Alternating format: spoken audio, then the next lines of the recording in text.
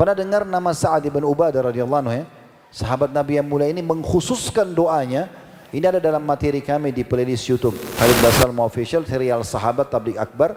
Ini bahasan tentang beliau. Beliau menjadikan salah satu potongan, beliau menjadikan doanya, ya Allah, karuniakanlah aku harta yang melimpah, yang dengannya aku bisa dekatkan diri kepadamu. Dan akhirnya Allah betul-betul berikan harta Sa'ad yang melimpah luar biasa. Ya. Pada saat hidup, pada saat juga sudah meninggal.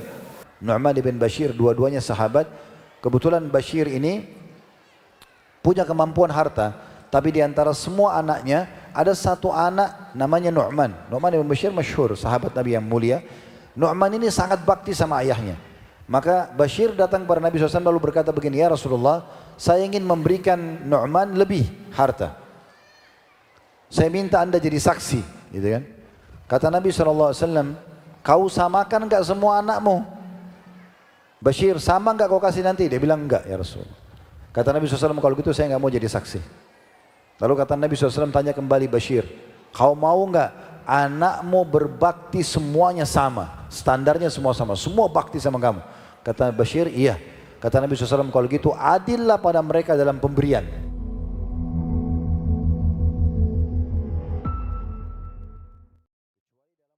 Baik teman-teman sekalian, sedikit kita konsentrasi ke depan, kita akan bahas tema tabligh akbar kita, Islam dan kekayaan.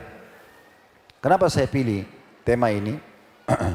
Karena memang Islam masuk dalam semua lini kehidupan kita. Masuk dalam semua lini kehidupan kita. Tidak ada yang tidak diatur oleh Islam. Islam ini panduan hidup. Di antaranya ada satu poin yang sangat peka, masalah kekayaan.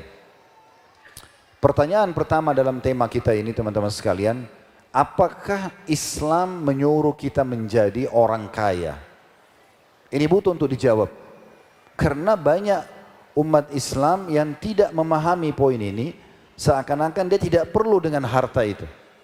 Dia tidak perlu untuk menjadi orang yang sukses dari sisi pendapatan. Di kesempatan ini teman-teman, saya akan jelaskan 40 argumentasi tentang perintah agama agar kita menjadi orang yang kaya. Mohon maaf kalau ada teman-teman yang merasa dirinya masih miskin, ini bukan singgungan. Tapi kemiskinan itu bukan sebuah prestasi dalam Islam. Dan Allah tidak ingin anda miskin. Kenapa? Allah berikan kita waktu yang sama. Siapa di antara kita punya lebih dari 24 jam? Tidak ada, semua sama kan? Adakah manusia di muka bumi ini yang punya 25 jam misalnya, sehingga dia punya lebih 1 jam dan dia bisa lebih daripada kita? Tidak. Matanya sama 2, ya lisannya 1, sama kupingnya 2, tangannya 2, kakinya 2. Kita tidak bicara orang yang cacat, karena orang yang cacat itu dari 100% manusia, yang cacat itu persentasenya di bawah 10%. Umumnya Allah ciptakan manusia itu sempurna, yang cacat itu ada ujiannya. Jadi kita bicara yang normalnya. Kita semua punya fasilitas yang sama. Diberikan otak, diberikan fasilitas yang sama. Kenapa ada yang berhasil, ada yang tidak? Ini tergantung daripada bagaimana kedekatan diri dia kepada Tuhan yang memohon dan bagaimana dia menguasai bidang yang harus dia ingin mendapatkan pendapatan dari situ. Saya akan jelaskan dan menjawab ini teman-teman sekalian, karena banyak orang juga salah faham tentang masalah bab. Ada di antara ulama hadits menulis bab khusus, bab keutamaan orang-orang miskin dari kaum muslimin. Bab ini bukan berarti umat Islam disuruh semua jadi miskin, bukan.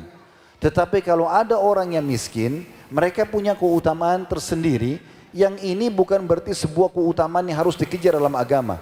Tapi kalau sudah terlanjur dia seperti itu, ada keutamaan yang dia dapatkan. Itu poin harus difahami. Ya. Baik, kita akan mulai teman-teman sekalian dengan argumen yang pertama. Allah sendiri, Allah Azza wa Jal punya sifat Al-Ghani. Allah itu maha kaya. Allah jelaskan dalam ayat-ayat Quran, misalnya dalam surah Al-An'am, surah nomor 6 ayat 133. Wa rabbukal ghaniyyu dzur rahmah. Al-ayat yang artinya Tuhanmu yang maha kaya lagi maha penuh dengan rahmat. Ya. Allah tidak bersifat dengan sifat kaya ini kecuali Allah juga ingin memberikan kepada hamba-hambanya. Nanti akan kita jelaskan bagaimana memahami dan realisasikan tentang masalah sifat kayanya Allah ini ke dalam kehidupan kita dari poin-poin yang akan datang nanti. Begitu juga dengan surah Al-Baqarah, surah nomor 2 ayat 263, potongan ayat, Wallahu ghaniyyun halim. Allah itu maha kaya, lagi maha penyantun. Kata Ibnu Jarir rahimahullah dalam tafsirnya, wallahu ghaniyun halim, yakni wallahu ghaniyun amma yatasaddaquna bih. Yang dimaksud dengan Allah kaya adalah Allah tidak butuh dengan apa yang mereka sedekahkan. Tapi Allah suruh kita untuk bisa bersedekah harus ada harta. Ya. Maka berarti di sini Allah menginginkan hambanya juga kaya. Tetapi perlu diketahui apapun yang kita keluarkan jalan Allah, Allah tidak butuh feedbacknya, tidak butuh lagi ya kita membalas Allah Subhanahu Wa Taala dengan apa yang telah Allah berikan. Tidak perlu Allah kasih kita makan, kita beri Allah makan misalnya, tidak perlu. Itu yang dimaksud dengan ganiyah di sini. Dan juga ya, halim adalah hina la ya'jal bil 'uquba 'ala man yamunnu bi shadaqati minkum. Dia maha penyayang, maha lembut dengan menyegerakan hukuman bagi orang-orang yang sebut-sebut sedekahnya. Orang kalau sedekah nggak boleh sebut-sebut, man namanya, dan man itu adalah sifat atau salah satu dari dosa besar. Nggak boleh kita sudah sedekah lalu kita mengatakan saya kan sudah bantu kamu, lalu kita menyebut-nyebut sedekah, itu namanya man. Imam Madzhab masukkan dalam kategori dosa besar. Allah Halim, maha penyayang, maha lembut dengan hambanya yang tidak langsung menghukum hambanya yang man, yang sebut-sebut kebaikannya. Wa yu'ti fiha man yatasaddaqu biha alaihi. Dan juga kalau ada orang yang menyakiti penerima sedekah itu, Allah tidak langsung menghukumnya. Biasa dalam surah Al-Baqarah, nanti teman-teman bisa kembali Al-Baqarah ayat 261 sampai 274. Ini belasan ayat Allah bicara tentang masalah pentingnya bersedekah dalam Islam. Tapi ini yang pertama, intinya sifat Allah adalah Al-Ghani. Argumentasi yang kedua, teladan dari Rasulullah sallallahu alaihi wasallam. Ada satu fase hidup Nabi yang banyak umat Islam tidak meliriknya. Kita rentet dulu sejarah ya. Ibu Nabi sallallahu alaihi wasallam meninggal pada saat beliau umur 6 tahun. Kita tidak bicara ayah beliau karena ayah beliau meninggal pada saat beliau masih di perut. Makanya diistilahkan Nabi SAW yatim dari sebelum lahir. Jadi ayahnya sudah meninggal, beliau masih di perut. Pas lahir sudah langsung jadi yatim. Jadi kita bicara ibu beliau meninggal di saat beliau umur 6 tahun. Lalu disponsori oleh kakeknya Abdul Muttalib. Selama 2 tahun sampai 8 tahun. Di masa ini masih dibiayai oleh kakeknya. Dan para ahli sejarah mengatakan beliau SAW belajar dari kakeknya bagaimana memecahkan perkara-perkara yang terjadi di tengah-tengah masyarakat. Karena hampir tiap hari di mana Abdul Muttalib duduk, di situ Nabi SAW duduk. Bahkan seringkali Nabi SAW di umur ini duduk di kursi Abdul Muttalib kalau Abdul Muttalib belum datang. Dan pamannya sering melarangnya. Tapi begitu Abdul Muttalib datang mengatakan biarkan. Karena cucuku ini punya kedudukan di masa akan datang. Di umur 8 tahun setelah Abdul Muttalib meninggal, beliau disponsori oleh pamannya Abu Talib. Abu Talib orang yang miskin dan punya banyak keturunan. Akhirnya Nabi SAW mulai bekerja untuk memiliki income pribadi. Supaya ada pendapatan pribadi kerja di umur 8 tahun. Ini banyak orang tidak ketahui. Nabi kerja mengembalakan gembalaan masyarakat Mekah. Dan beliau diberikan di situ hasil upah dari umur 8 tahun sampai umur 21 tahun. 13 tahun beliau bekerja menjadi pengembala kambing. Ya, kemudian di situ beliau membantu juga pamannya dari hasil income itu untuk memenuhi kebutuhan rumah. Jadi dari umur 8 tahun beliau sudah bekerja. Ya. Kemudian fase selanjutnya 21 tahun, umur 21 tahun sampai umur 40 tahun menjadi Nabi. Ini 19 tahun, ini Nabi menjadi seorang saudagar, pedagang. Beliau berdagang di sini. Dari 21 sampai 40 tahun, ini 19 tahun. Lebih lama lagi umur beliau yang beliau pakai di sini daripada beliau jadi pengembala kambing. Tapi kalau kita gabung 13 tahun sama 19 tahun, ini waktu yang sangat lama, gitu kan. 32 tahun beliau habiskan semua untuk mencari income pendapatan, bekerja. Ya, karena 13 tahun jadi pengembala kambing, 19 tahun jadi pedagang. Sampai akhirnya karena beliau sangat lihai dalam mengatur investasi yang beliau terima dari amanah masyarakat Mekah, dengan cara penduduk Mekah, mereka atau pedagang-pedagang Mekah di masa itu, mereka selalu mengadakan rihlatas syita'i was-saif yang Allah sebutkan dalam Al-Quran. Ya, mereka ke negeri Syam di utara Jazirah Arab dan mereka ke Yaman di selatan Jazirah Arab. Ini mereka berdagang nih. Nah, tradisi orang-orang Quraisy pada saat itu mereka bawa harta mereka, dinar emas atau dirham perak, dalam bentuk cash, mereka bawa ke negeri Syam, lalu mereka beli produk di negeri Syam, lalu mereka jual di Mekah. Itu tradisi semua pedagang Mekah pada saat itu. Waktu Nabi SAW masuk di alam perdagangan itu di umur 21 tahun, beliau punya metode yang berbeda. Beliau menawarkan orang-orang yang mau investasi, lalu ada orang yang titipin harta. Nabi SAW beli produk, dari uang itu semua Nabi beli produk penduduk Mekah, kemudian beliau bawa ke negeri Syam. Lalu beliau jual di sana produk Mekah itu. Laku, lalu beliau beli dari modal dan keuntungan yang didapatkan tadi dari produk Mekah di negeri Syam, dibeli produk negeri Syam lalu dibawa ke Mekah. Sehingga Nabi SAW dapat double keuntungan. Ini strategi bisnis yang luar biasa. Itu terjadi di masa hidup Nabi SAW. Dan karena inilah sebabnya kenapa Khadijah tertarik, wanita terkaya Mekah, untuk menikah dengan Nabi SAW. Dan beliau terus saja berdagang sampai umur 40 tahun menjadi Nabi. Nah setelah itu beliau sibuk untuk menyampaikan agama ini. Dan itu pun permintaan Khadijah radhiyallahu anha agar Nabi SAW lebih fokus menyampaikan amanah atau beban wahyu yang Allah Subhanahu wa taala bebankan di pundak beliau. Juga kita tahu Nabi SAW dalam hidup beliau pada saat menikah dengan istri sebelum beliau punya mahar, dan mahar Nabi SAW luar biasa. Nabi SAW waktu melamar Khadijah itu maharnya 20 ekor unta. 20 ekor unta bukan sedikit, ya. Kalau kita hitung sekarang tidak kurang dari 2 sampai 2,5 miliar mahar yang dikasih. Kita kalau menikah kan perangkat alat sholat, ya, atau apa. Nabi SAW menikah dengan mahar. Berarti beliau punya income, gitu kan? Itu bukan dibantu oleh Khadijah, beliau kasih sendiri. Begitu juga pada saat beliau menikahi istri-istrinya punya mahar. Ya sekian ratus dinar, sekian ratus dirham. Juga Nabi SAW karena berpoligami, beliau menyiapkan setiap ummahatil mu'minin satu rumah. Masing-masing punya rumah sendiri. Ini berarti menandakan beliau punya rumah, gitu kan? Mungkin ada yang mengatakan, Ustadz, tapi saya pernah lihat miniatur rumah Nabi kecil. Nabi hidup sederhana, tapi bukan hidup miskin. Ya. Beda, hidup sederhana sama hidup miskin beda. Sederhana itu berarti beliau menikmati hidup, tetapi tidak boleh berlebihan. Itu maksudnya. Tapi Nabi bukan orang miskin. Fakta sejarahnya Nabi bukan orang miskin. Ya. Bahkan setelah pembebasan Khaybar, beliau punya harta rampasan perang, atau hampir di setiap peperangan beliau punya hak harta rampasan perang.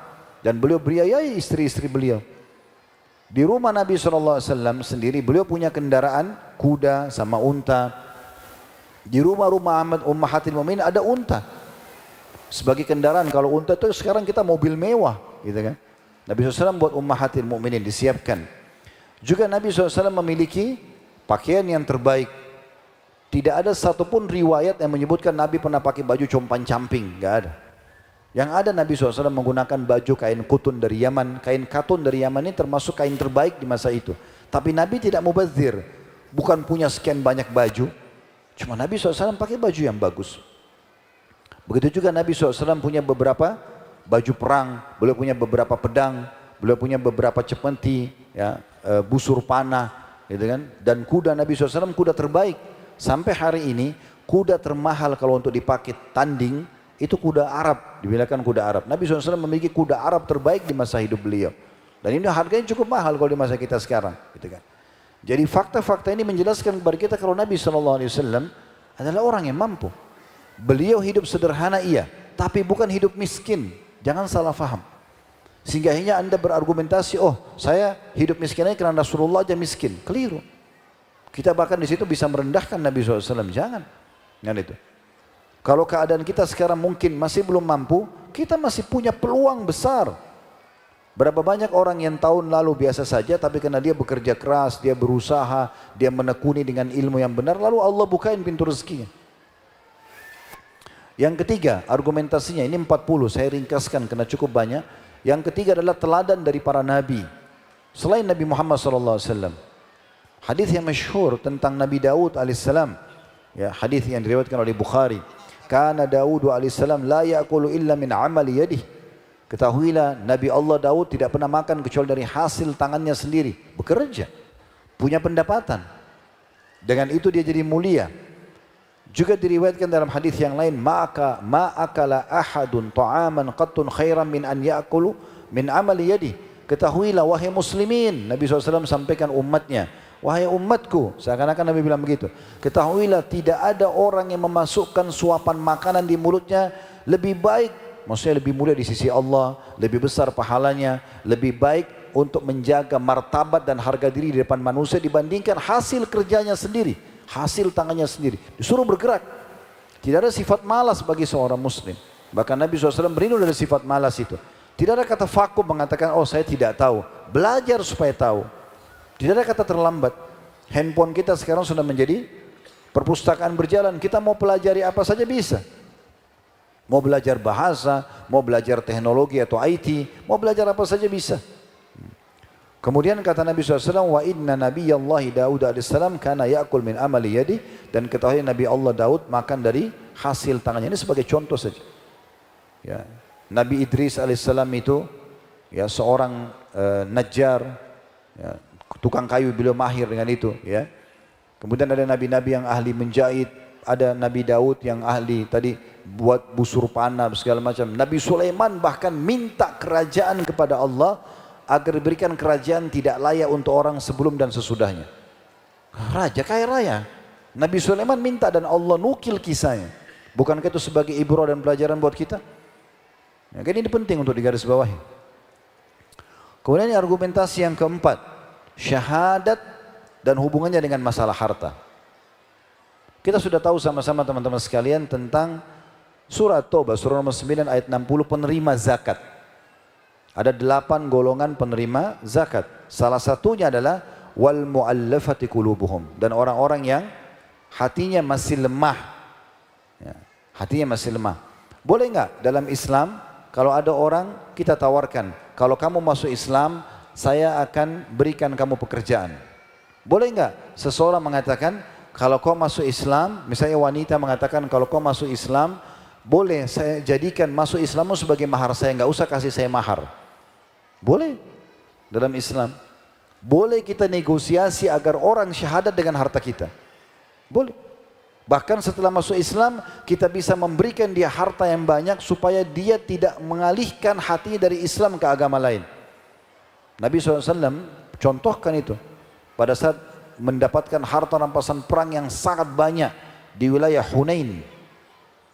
30 km dari kota Mekah kurang lebih, waktu berperang dengan suku Hawazim di perang Hunain setelah Fathi Makkah, maka Nabi SAW dapat harta yang banyak dan beliau banyak sekali membagi-bagi harta sampai dikenal hari itu dengan hari 100.000, karena Nabi SAW suka kasih banyak sekali orang yang baru masuk Islam. Abu Sufyan masuk Islam, pimpinan orang Mekah membenci Islam dari awal Islam, dikasih harta oleh Nabi SAW banyak sampai Abu Sufyan susah untuk mengangkatnya karena banyaknya emas yang dikasih.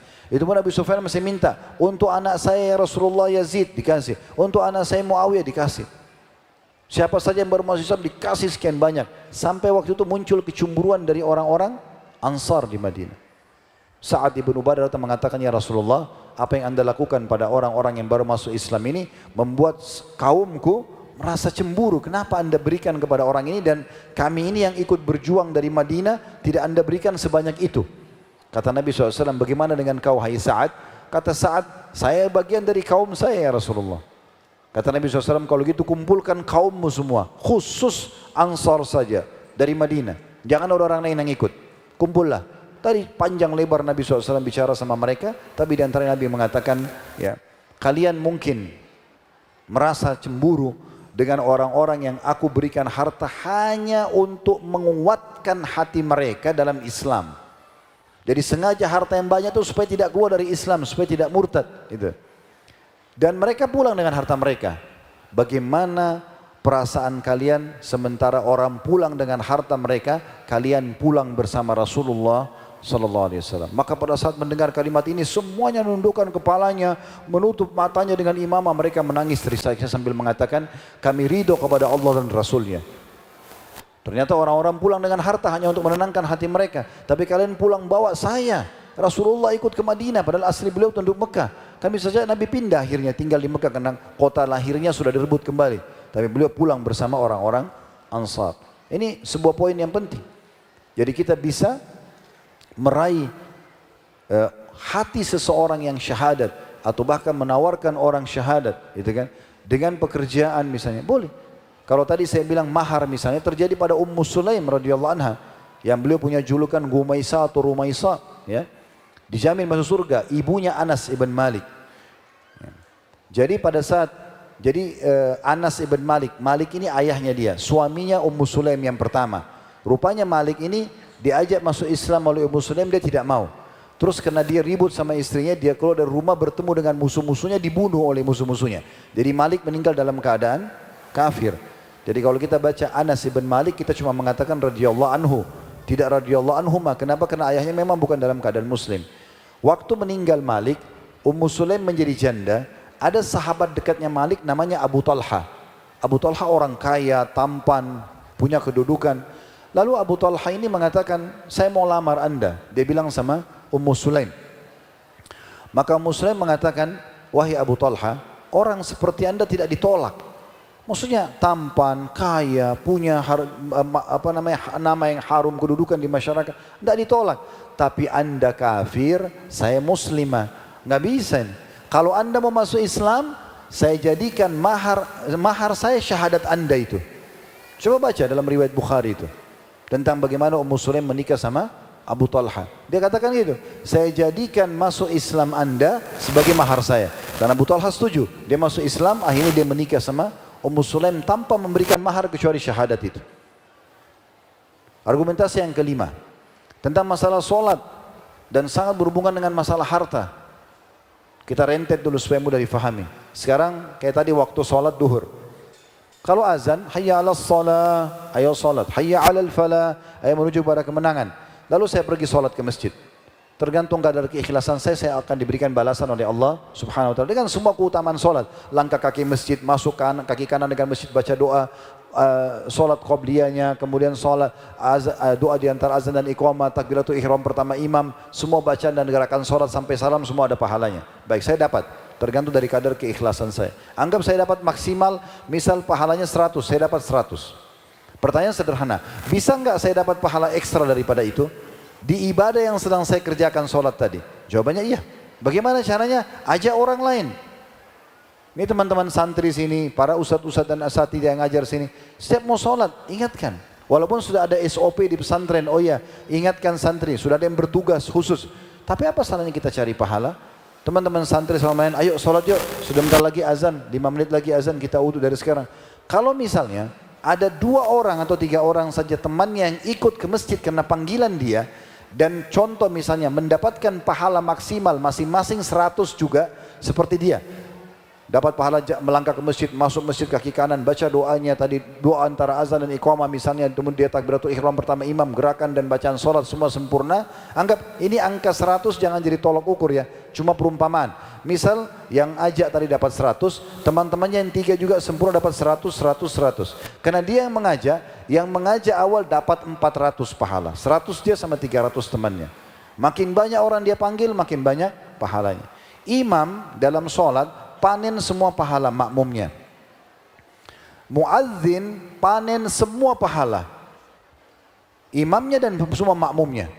Makanya ulama mengatakan Bilal itu besar sekali pahalanya, karena dia yang panggil para sahabat untuk sholat menjadi makmum di belakang Nabi SAW. Dia panen pahala semua orang. Walaupun ada orang yang lebih besar pahalanya daripada Bilal. Siapa dia? Yang bebasin Bilal dari keterbudakan, Abu Bakar radhiyallahu anhu. Karena semenjak bebas dari budak, Bilal jadi muadzin Nabi, dan semenjak itu Abu Bakar panen pahalanya. Tapi kita kembali ke masalah solat. Ada orang teman-teman yang panen pahala seluruh makmum, muadzin sama imam. Siapa dia? Yang membangun masjid. Bagaimana bangun masjid kalau tidak punya harta? Kan susah. Saya bisa bangun masjid Ustaz, tapi saya nyumbang 10 ribu, 100 ribu. Iya. Apakah sama pahalanya dengan orang yang nyumbang 100 juta, 500 juta? Atau dia bangun masjid sendiri dari dia? Mungkin sekarang kalau anda belum punya uang sebesar itu, anda akan mengatakan bagaimana caranya. Jangan tanya bagaimana caranya. Berdoa sama Allah, order sama Allah, ikhtiar setelahnya. Allah akan kasih nanti. Kita nggak usah pakai akal kita sebagai manusia, susah. Ya. Akal itu hanya pelengkap iman, bukan akal mengontrol iman. Susah. Ya. Kalau kita pakai akal mengontrol iman, lagi hujan, nggak usah ke masjid deh. Ya. Karena akalnya cuma gerimis sedikit. Kalau hujan lebat mungkin ada dalil masalah itu. Ya. Atau sakit sedikit, sudahlah, inilah, itulah, gitu kan. Kita jadi kalau akal mengontrol iman seperti itu. Oleh karena itu teman-teman sekalian, orang yang membangun masjid akan panen semua pahalanya. Dan bukan cuma orang yang sedang sholat di waktu itu. 5 waktu sholat dan setiap harinya selama masjid itu masih berfungsi.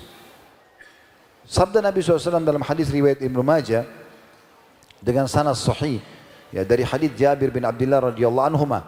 Nah, kita bilang radhiyallahu anhuma karena Jabir bin Abdullah dua-duanya sahabat.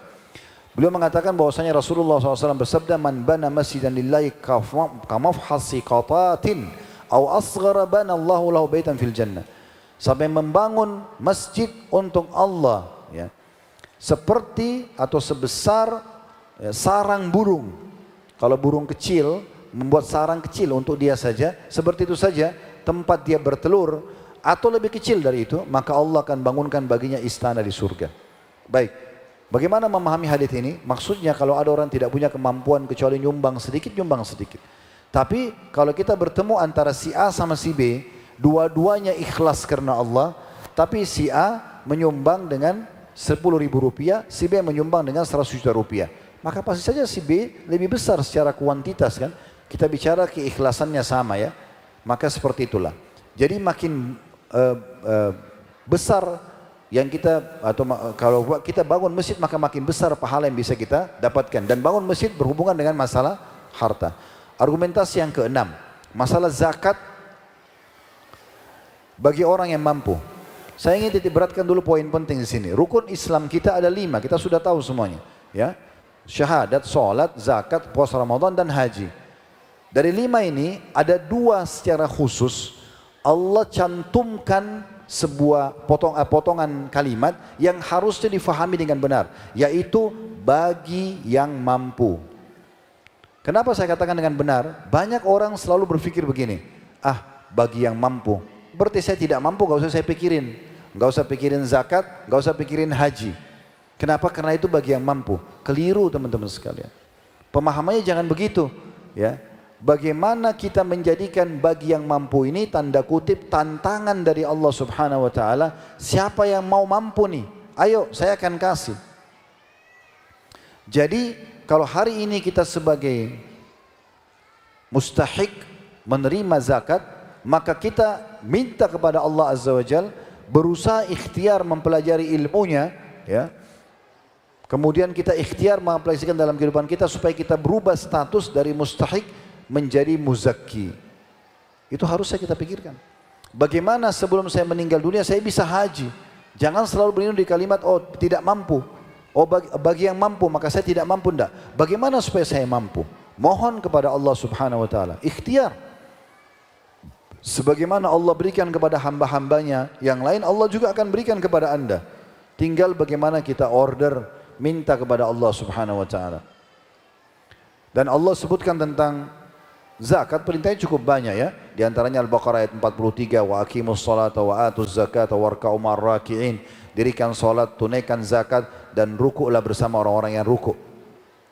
Begitu juga kita tahu di akhir Ramadan, setelah Ramadan di Idul Fitri kita ada zakatul fitr. Dan itu dikeluarkan ya dari semua muslim yang budak ataupun yang bebas dari keterbudakan, laki-laki atau perempuan dari kalangan muslimin. Nabi SAW mewajibkannya.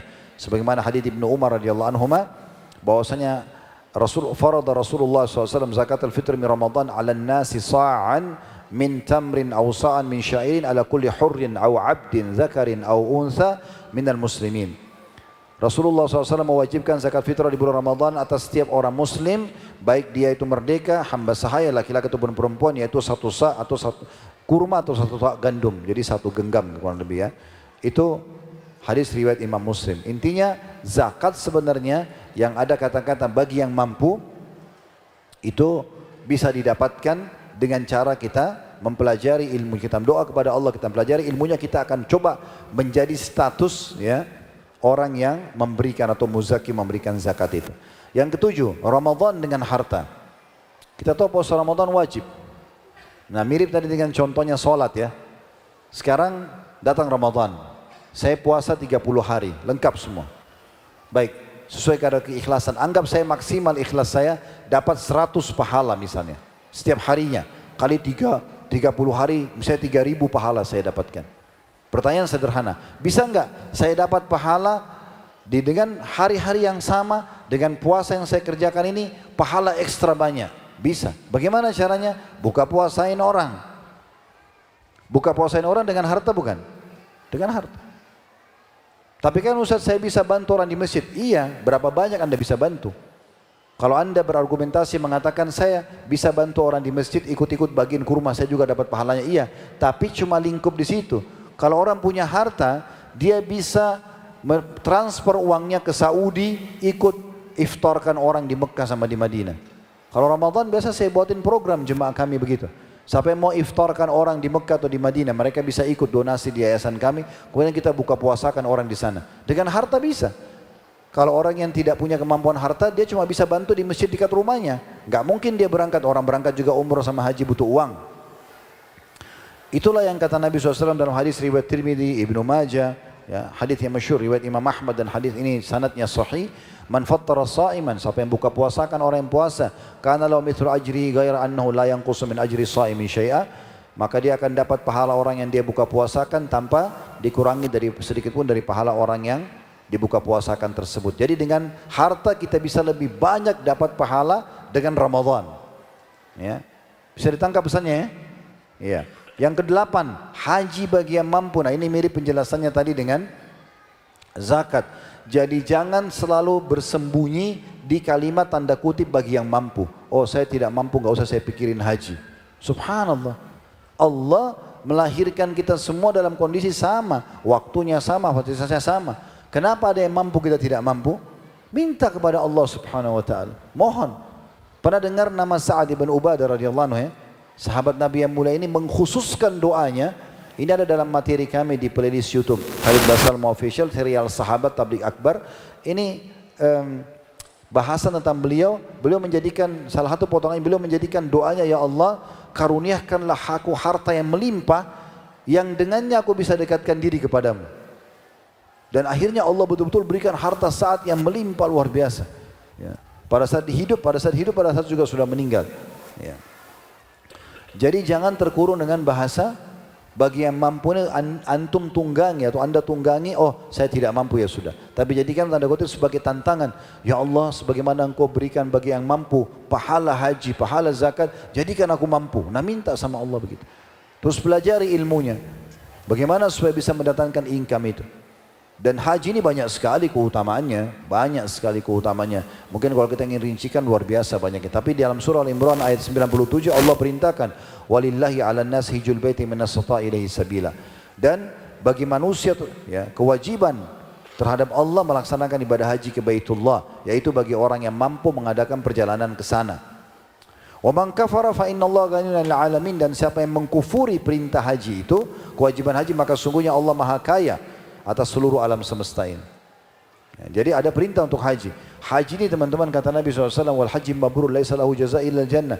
Haji yang mabrur mengikuti syarat dan rukun, ya tidak ada pelanggaran, tidak ada balasannya kecuali di surga. Bagaimana orang bisa haji tanpa uang? Enggak mungkin. Berarti sangat erat hubungannya pahala keutamaan haji didapatkan dengan harta tersebut. Yang kesembilan, jihad di jalan Allah Subhanahu wa taala. Ada dari 28 kali terulang kalimat jihad dalam Al-Quran, ada 8 kali ya dari potongan ayat-ayat jihad Allah mulai dengan bi amwalikum wa anfusikum. Jadi kalau Allah sudah sebutkan jihad, Allah sebutkan bi amwalikum wa anfusikum, berperang dengan harta dan jiwa kalian. Harta dan jiwa kalian. Nah, Allah SWT ulang-ulangi. Berarti yang paling afdal kata ulama adalah berperang dengan keduanya. Dia sudah menyumbang dengan harta, dia juga ikut berperang dengan fisiknya. Gitu. Nah itu penting untuk digarisbawahi.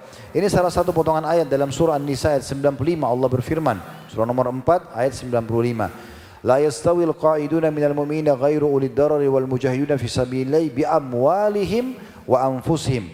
Faddalallahu al-mujahidina bi amwalihim wa anfusihim 'alal qa'idina darajah wa kullan wa'adallahu al-husna wa faddalallahu al-mujahidina 'alal qa'idina ajran 'azima. Tidak sama orang-orang mukmin yang duduk atau tidak ikut berperang tanpa mempunyai udzur dengan orang-orang yang berjihad di jalan Allah dengan harta dan jiwa mereka. Jadi bukan cuma dengan jiwa, tapi dengan harta di sini. Allah melebihkan derajat yang sangat tinggi orang-orang yang berjihad dengan harta dan jiwa mereka. dari atas orang-orang yang duduk tidak ikut berperang tanpa udzur. Kepada masing-masing Allah menjanjikan pahala yang terbaik atau surga. Tapi Allah melebihkan orang-orang yang berjihad atas orang-orang yang duduk dengan pahala yang sangat besar. Ya. Dan juga praktek Nabi SAW. Nabi SAW itu kalau mau berperang selalu kumpulin dulu sahabat. Ayo kumpulin harta kalian, kita mau berjihad. Beliau kumpulin harta dulu di masjid beliau, sudah cukup untuk membiayai pasukan perang, baru beliau bentuk pasukan untuk berangkat. Selalu, coba baca dalam peperangan Nabi SAW, cukup banyak peperangan Nabi kan. Dari perang Badar, perang Uhud, kemudian perang Khandaq atau perang Ahzab, ya, Bani Mustaliq, ya, perang Khaybar, kemudian Fathi Makkah, Hunain, semua perang Tabuk. Ini semuanya peperangan dan masih banyak peperangan yang Nabi SAW lakukan. Belum lagi Sariyah, pasukan-pasukan kecil yang Nabi utus, ya. Belum lagi ma'arakah. Kalau peperangan yang Nabi hadir disilakan bahasa Arabnya Ghazwa. Kalau yang Nabi tidak hadir namanya ma'arakah, ya. Seperti contoh misalnya Mu'tah, ya, perang Mu'tah dikenal dengan ma'arakah Mu'tah, bukan Ghazwa karena Nabi tidak hadir. 3.000 pasukan muslimin melawan 250.000 pasukan Romawi, ya, yang bergabung dengan beberapa orang Arab yang memang belum masuk Islam pada saat itu. Tapi yang jelas teman-teman sekalian, kita lihat di sini memang harta itu diperlukan. Dan kita mungkin tidak asing lagi dengan kejadian Utsman bin Affan di perang Tabuk. Nabi SAW mengatakan begini, siapa yang mau menyumbang tunggangan buat kami, karena banyak sekali umat Islam. Di perang Tabuk itu peperangan terakhir Nabi SAW, pertama kali pasukan Islam terkumpul 30.000 pasukan. 30.000 personil, belum pernah sebelumnya sebanyak itu. Maka Nabi butuh tunggangan-tunggangan, unta, kuda yang dipakai untuk berperang para mujahidin. Perjalanan dari Madinah ke Tabuk cukup jauh. Maka Nabi SAW bilang, siapa yang mau nyumbang tunggangan perang? Utsman dengar. Utsman mengatakan, saya ya Rasulullah, 100 ekor kuda, lengkap semuanya. Kuda, pelananya, baju perangnya, pedangnya, anak panahnya, busurnya, sama bekal makanannya. Seorang mujahid tinggal naik di kuda, ikut perang. Pulang pergi saya tanggung 100 ekor kuda. Bagaimana caranya orang nanggung begini kalau tidak punya harta? Ternyata Nabi SAW bilang, bagus hai Utsman apa yang kau lakukan. Nabi bilang lagi, ada yang mau nyumbang lagi tidak? Utsman heran, oh berarti Nabi masih perlu. Saya nyumbang lagi ya Rasulullah, 100 ekor kuda, lengkap semuanya. Satu paket, pulang pergi mujahid. Gitu. Maka Nabi SAW mengatakan, bagus hai Utsman. Ada lagi yang mau nyumbang? Ternyata masih lagi. Nah, Utsman bilang lagi, ya Rasulullah, saya nyumbang lagi 100 ekor kuda. 300, 400, 500, sampai 900 ekor kuda. Ya, satu ekor kuda perang ini mungkin seperti mobil Alphard sekarang itu. Mahal banget tuh. Lengkap lagi sama semua perlengkapan perangnya. Dia cuma pakai baju di badan, pakai baju perang, pakai pedang, perangkatnya semua sudah disiapin. Sudah 900, Nabi bilang, bagus hai Utsman. Ada lagi yang mau nyumbang? Utsman heran, 900 masih butuh. Maka Utsman mengatakan, ya Rasulullah, di kandang saya tersisa 90 ekor kuda. Saya akan tambah dengan 10 ekor unta. Genaplah 1.000. Setelah itu Nabi SAW tutup donasi, nggak ada lagi, sudah cukup 1.000 ekor. Nah ini hati-hati, biasa gitu ya. Kalau ada sumbang pesantren minta sumbangan, mesti minta sumbangan. Jangan tunggu donasi sudah tutup baru antum nyesal. Mumpung belum tutup, nyumbang. Nah, gitu. Jadi sudah tutup, tidak ada lagi kendaraan. Terus Nabi SAW lihat mujahid begitu banyak, mereka butuh air. Setelah itu Nabi SAW bilang, suruh cek semua sumur di Madinah. Rata-rata kering semuanya. Ada satu sumur milik orang Yahudi yang masih banyak airnya. Nabi SAW suruh sahabat negosiasi, gak mau dia, gak mau kasih, mau dijual. Langsung Nabi bilang, siapa yang beli sumur Rumat, sumur itu masuk surga. Utsman gak pakai tanya, langsung ke sana bayar. Gak pakai nego lagi sama Yahudi, berapa kau mau jual ini? Sekian, ambil. Setelah itu langsung dia bilang, saya wakafin untuk umat Islam. Wakaf langsung. Dan wakaf itu berikut dengan beberapa pohon kurma di sekitarnya. Sampai hari ini kalau saya bawa jemaah haji dan jemaah umrah, jemaah dari travel kami yang Allah amanahkan Uhud Tour ini, saya selalu kadang ada kesempatan kalau di Madinah, dari hotel kami jalan kaki. Dekat sekali di sekitar perhotelan Madinah itu ada satu hotel tulisan besar-besar wakafnya Utsman bin Affan. Hotel itu tulisannya wakaf Utsman bin Affan. Antum kalau searching di Google kelihatan hotelnya itu. Tidak terlalu besar. Tapi uniknya para ahli sejarah Madinah mengatakan lokasi hotelnya Utsman bin Affan yang dijadikan wakaf itu adalah rumahnya beliau dulu di masa hidupnya. Ya. Bagaimana ceritanya? Orang sudah mati bisa punya hotel dekat haram. Dan satu-satunya orang yang mati sekarang masih punya rekening cuma Utsman bin Affan. Sampai hari ini di Saudi, di rekening di salah satu bank di sana ada rekening namanya Utsman bin Affan. Setiap hari masuk income di situ. Padahal orangnya sudah mati, meninggal 1400 tahun yang lalu. Ternyata waktu beliau wakafin sumur rumat itu sama kebun kurmanya, di masa Nabi SAW beliau rawat. Dan semua airnya boleh umat Islam ambil, walaupun sudah pulang dari peperangan, hasil kurmanya beliau bagi-bagi. Sampai Nabi SAW meninggal masih berjalan, Abu Bakar meninggal berjalan, Umar meninggal berjalan, sampai Utsman jadi raja, beliau terus rawat, kembangkan kebun itu, makin banyak hasilnya dibagiin semuanya. Waktu dia meninggal, Ali bin Abi Thalib jadikan sebagai program pemerintah. Ini sumurnya Utsman ini, sumur yang penuh dengan berkah. Udah, wakaf pemerintah nih, diurus pemerintah. Datang dinasti Umayyah dalam Islam, tahun 40 sampai 132 Hijriah, dijadikan itu juga jadi program pemerintah semua khalifah pada saat itu, Umayyah. Datang Abbasiyah, tahun 132 sampai 656 Hijriah, jadi wakaf, jadi program pemerintah. Tidak ada satupun khalifah yang tidak mengurus sumurnya Utsman. Kuasa Allah, karena dia ikhlas, Allah kasih keberkahan. Datang Utsmaniyah juga sama. Datang sekarang pemerintah Saudi masih sama. Sehingga pemerintah Saudi karena banyaknya income dari kebun kurma itu, dan airnya sekarang masih bisa dipakai, cuma sudah tidak berfungsi karena orang sudah punya program ada air. Kalau kita di Indonesia PDAM mungkin ya, itu sudah ada di kota Madinah, maka sumur Utsman sudah tidak diambil airnya untuk bagi-bagi masyarakat, tapi hasil kurmanya masih ada yang dibagi, ada yang dijual. Nah, hasil penjualannya dibukakan rekening khusus, lalu salah satu hasilnya diberikan tanah dekat Masjid Nabawi tadi, dibangunkan hotel, dan hasil hotel itu dipakai lagi kembali ke rekening dia. Dia luar biasa harta. Ya. Allah Subhanahu wa taala menukil kepada kisah Utsman bin Affan dan kisah beberapa sahabat Nabi yang kaya raya. Nanti di penutupan materi insyaallah ada beberapa nama yang akan kita sebutkan supaya kita belajar dari situ. Yang ke-10, ilmu dan harta. Apakah ada hubungannya antara ilmu dan harta? Ya, sangat erat. Sangat erat. Ya. Di antaranya kalau pernah dengar ada gurunya Imam Malik, salah satu guru Imam Malik namanya Rabi' ar-Ra'i. Rahimahumullah. Ini guru utamanya Imam Malik.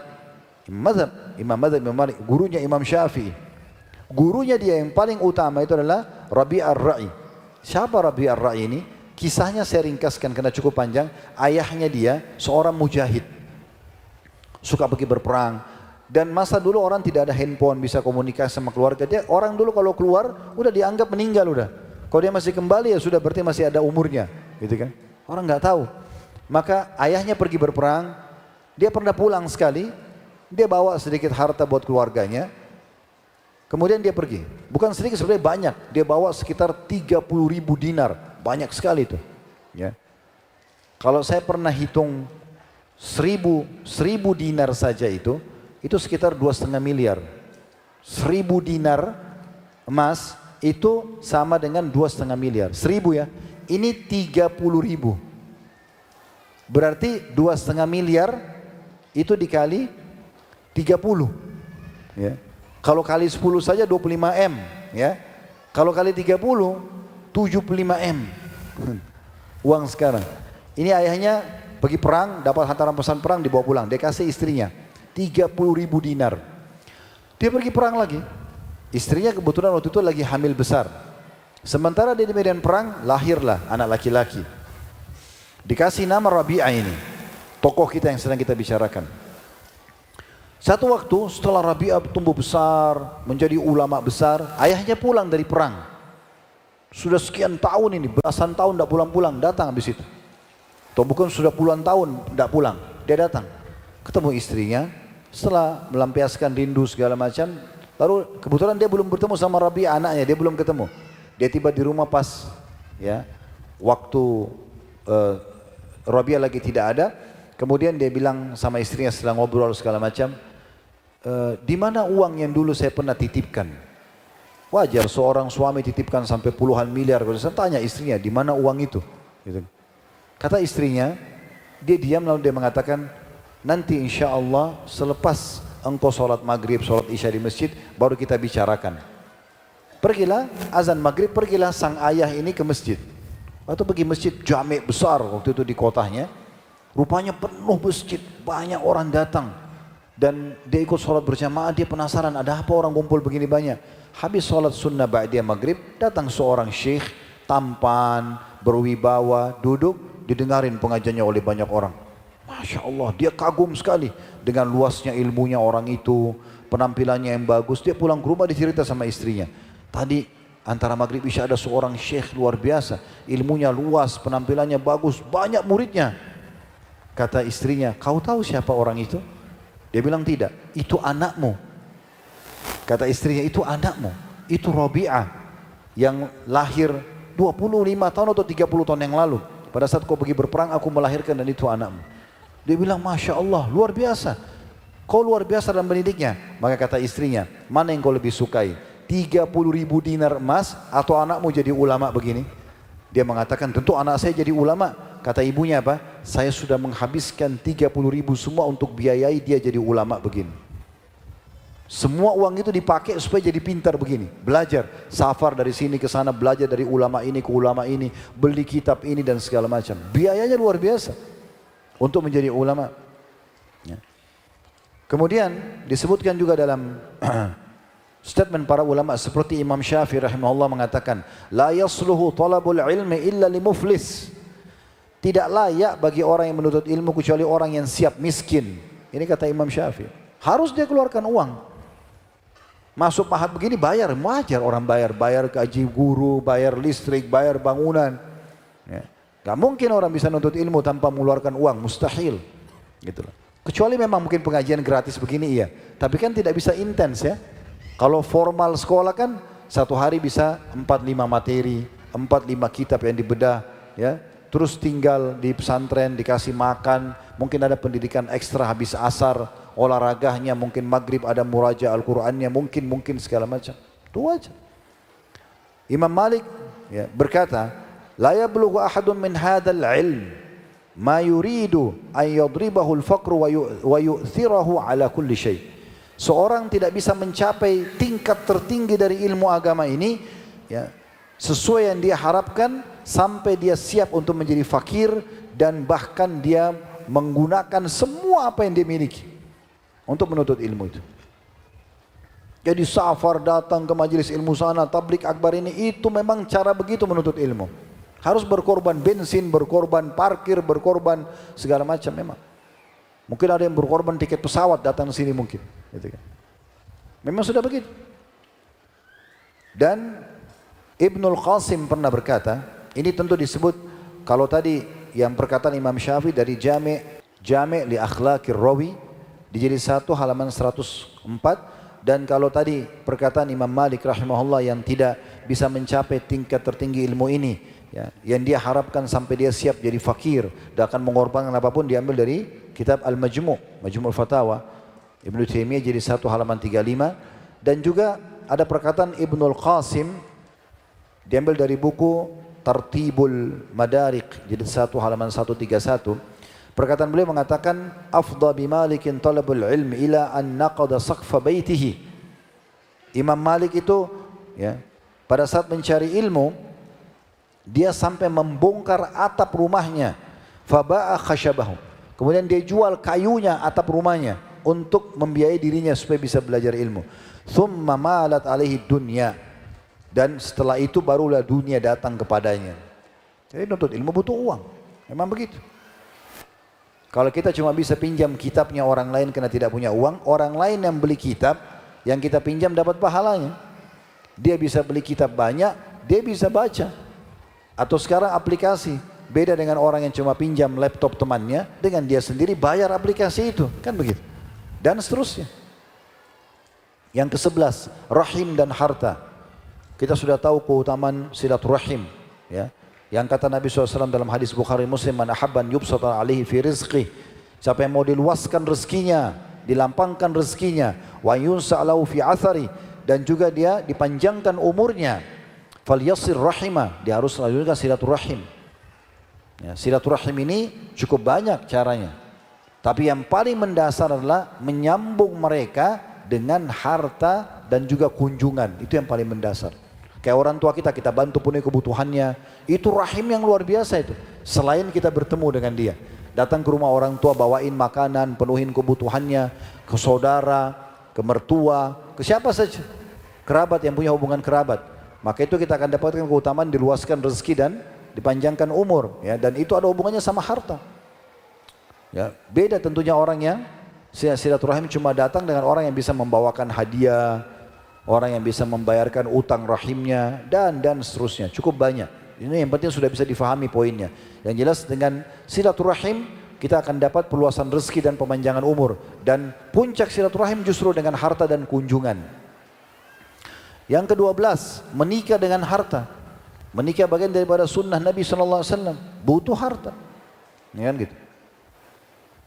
Minimal kata Nabi SAW dalam hadis Bukhari Muslim kepada Abdurrahman bin Auf radhiyallahu anhu pada saat beliau menikah, ditanya, kau sudah menikah? Karena Abdurrahman tiba-tiba masuk masjid pakaiannya seperti pengantin, pakaian baru, kelihatan wangi. Kata Nabi SAW, Abdurrahman, sepertinya ada sesuatu yang terjadi. Kata dia, iya Rasulullah, saya baru nikah. Kata Nabi SAW, sama siapa? Dia bilang, sama satu wanita Ansar dari Madinah. Apa yang kau berikan maharnya? Dia bilang, emas seperti biji kurma. Ya. Lalu kata Nabi SAW, kenapa kau tidak iklankan? Aulim walau bisyat. Iklankan, undang orang, walaupun hanya dengan seekor domba. Bukankah beli domba butuh uang? Karena ada hubungannya, gitu kan? Gitu.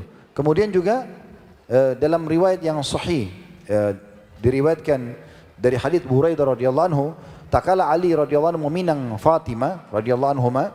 Jadi Ali meminang Fatimah anak Nabi SAW. Maka Rasulullah SAW bersabda, annahu la budda lil arusi min walimah. Pengantin laki-laki harus mengadakan walimah, undangan makan untuk tamu-tamu datang semampu dia. Tapi berarti boleh kita adakan, bahkan kalau kita keluarin makin banyak orang datang kita beri makan, makin besar pahalanya. Ada hubungan antara menikah dengan ini, gitu kan? Yang ke-13, setelah menikah ada nafkah istri, kewajiban bagi suami. Walaupun dia berkisar di 5, di makanan, minuman, pakaian, tempat tinggal, dan transportasi. Tapi bukankah nafkah ini harta? Kita kasih makan orang, makan istri, bukankah harta? Minum, pakaiannya, tempat tinggalnya, transportasinya. Dan apa kata Nabi SAW dalam hadis riwayat Muslim? Hadis sahih. Dinar yang kau keluarkan untuk berperang di jalan Allah. Dinar yang kau berikan kepada fakir miskin. Dinar yang kau berikan pembebasan budak. Dan dinar yang kau berikan untuk keluargamu, istri dan anakmu jauh lebih besar pahalanya. Jadi makin kita royal sama keluarga makin bagus. Asal tidak mubazir, kebutuhannya penuhi. Ya. Tidak boleh berlebihan tapi kita penuhi kebutuhannya. Itu infak yang paling besar pahalanya di sisi Allah Subhanahu wa taala. Tentu di sini hadits seperti ini jangan ditunggangi oleh akhwat kita ya. Nah, itu tadi dengar ceramahnya Ustaz Khalid tuh, pas pulang bilang sama suaminya begitu. Berarti kau harus keluarin uang banyak buat saya. Ya.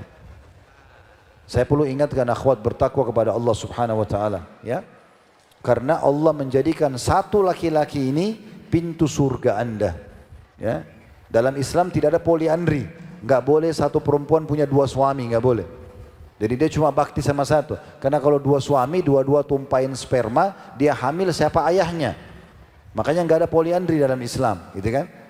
Jadi akhwat ini cuma bakti sama satu laki-laki ini saja. Kemas baik-baik laki-laki itu, disuruh santun, suruh melayani, suruh memenuhi kebutuhan, dan nanti balasannya si laki-laki berikan nafkah kebutuhannya. Nah ini, jangan sampai tidak melayani, ya, mukanya selalu cemberut, tutur katanya kasar, pelayannya tidak bagus, lalu minta duit, kewajiban kamu. Nah, si laki-laki bisa bilang, kewajiban kamu bagaimana? Nah kan gitu.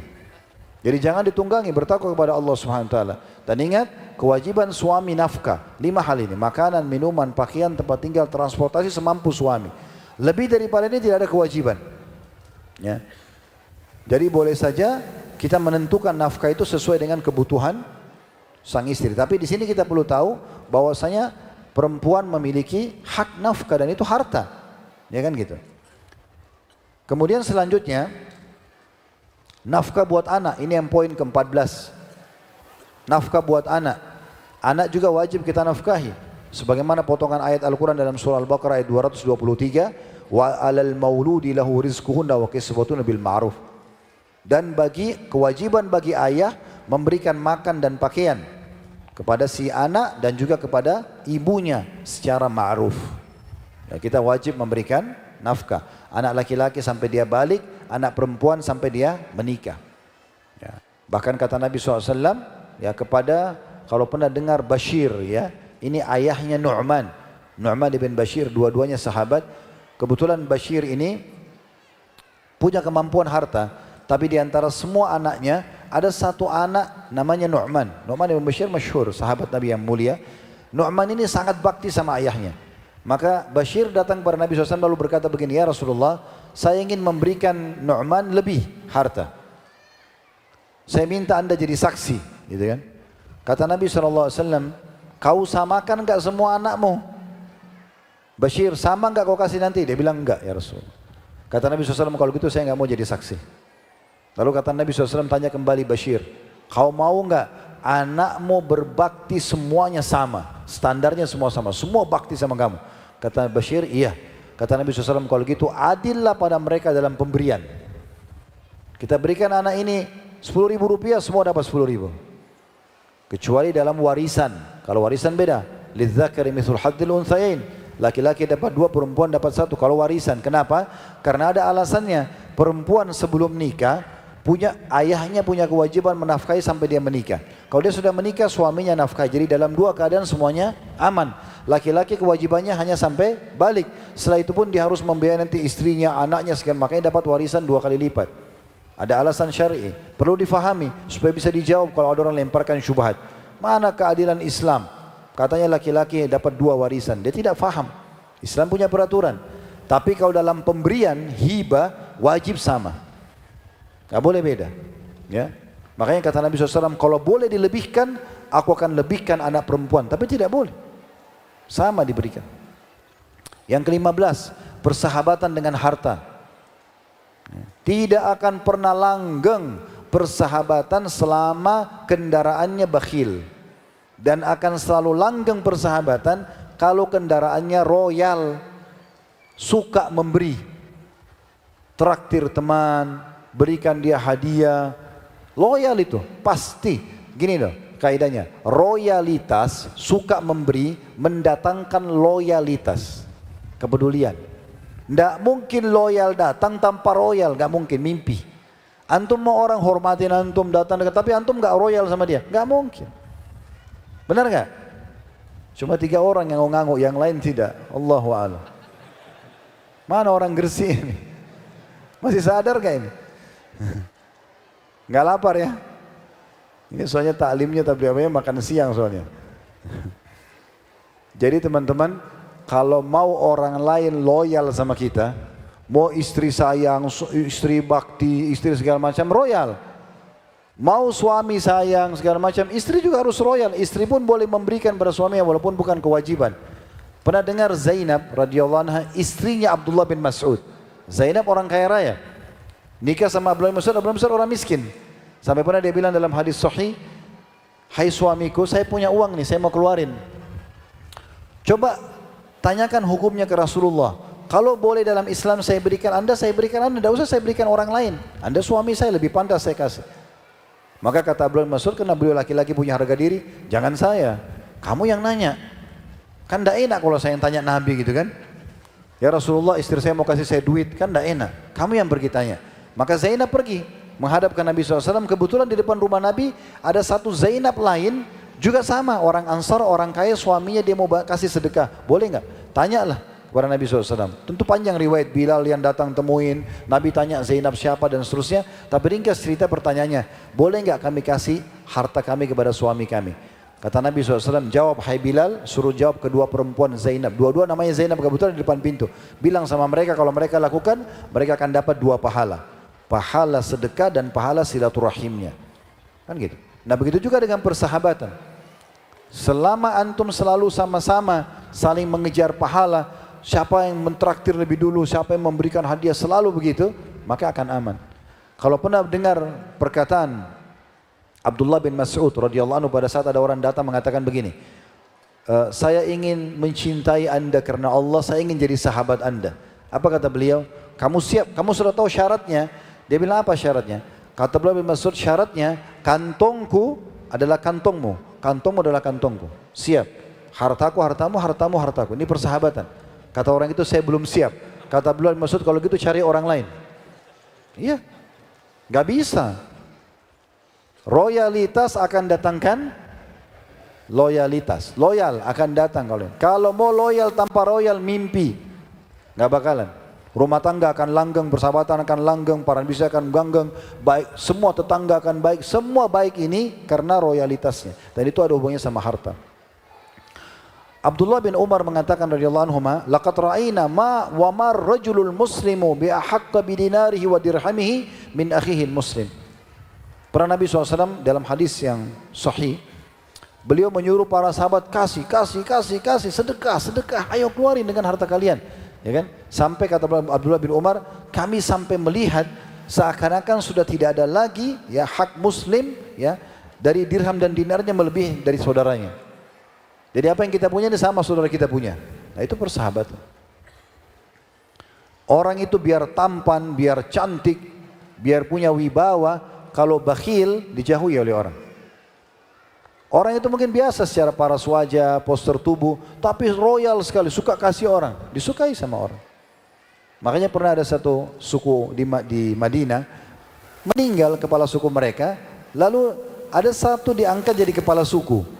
Nabi SAW tanya anggota suku itu, siapa pemimpin kalian sekarang? Mereka sebut Fulan bin Fulan. Kata Nabi SAW, bagaimana dia? Oh, dia berwibawa, dia tampan, dia kaya. Hanya saja dia bakhil ya Rasulullah. Kata Nabi SAW apa? Penyakit jiwa apa yang lebih berat daripada bakhil itu? Pelit, gak bisa.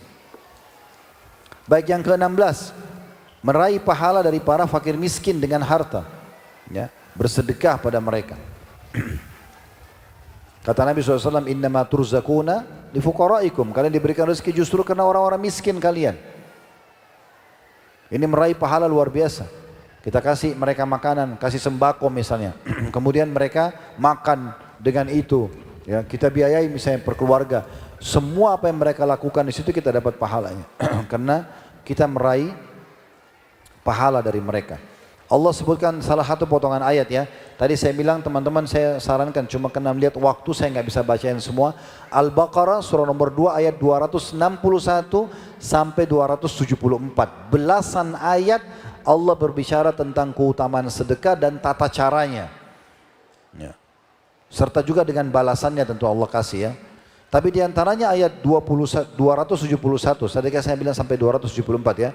Allah berfirman, in tubdu sadaqati fa ni'mahi wa in tukhfuha tu'tuha al-fuqara fa huwa khairun lakum wa yukaffiru ankum min sayyi'atikum wallahu bima ta'maluna khabir. Jika kamu menampakkan sedekahmu baik, kalau orang minta di depan umum kita kasih. Tapi jika kamu menyembunyikan, tidak ada orang tahu, kebetulan ada orang miskin datang minta sama kita langsung kita kasih, maka itu lebih baik bagi kamu. Dan Allah dengan sedekah itu membantu orang miskin akan menghapus sebagian dosa-dosamu. Allah maha teliti terhadap apa yang kamu kerjakan. Jadi dapat pengampunan dosa dengan bersedekah membantu orang-orang miskin. Ini dengan harta. Yang ke-17, ya, meraih pahala hadiah dengan harta. Diambil daripada potongan sabda Nabi SAW, hadis yang disebutkan oleh Bukhari dalam kitab Adab Mufrad nomor 462, tahadu, tahabu, saling memberikan hadiah karena kan saling mencintai. Nah, memberi hadiah harus dengan harta kan? Ya, lebih baik ya. Kan beda kalau kita kasih orang baju bekas dengan kita kasih orang baju baru ya. Beda dengan kita kasih makanan bekas dengan kita kasih makanan yang masih baru, gitu kan beda.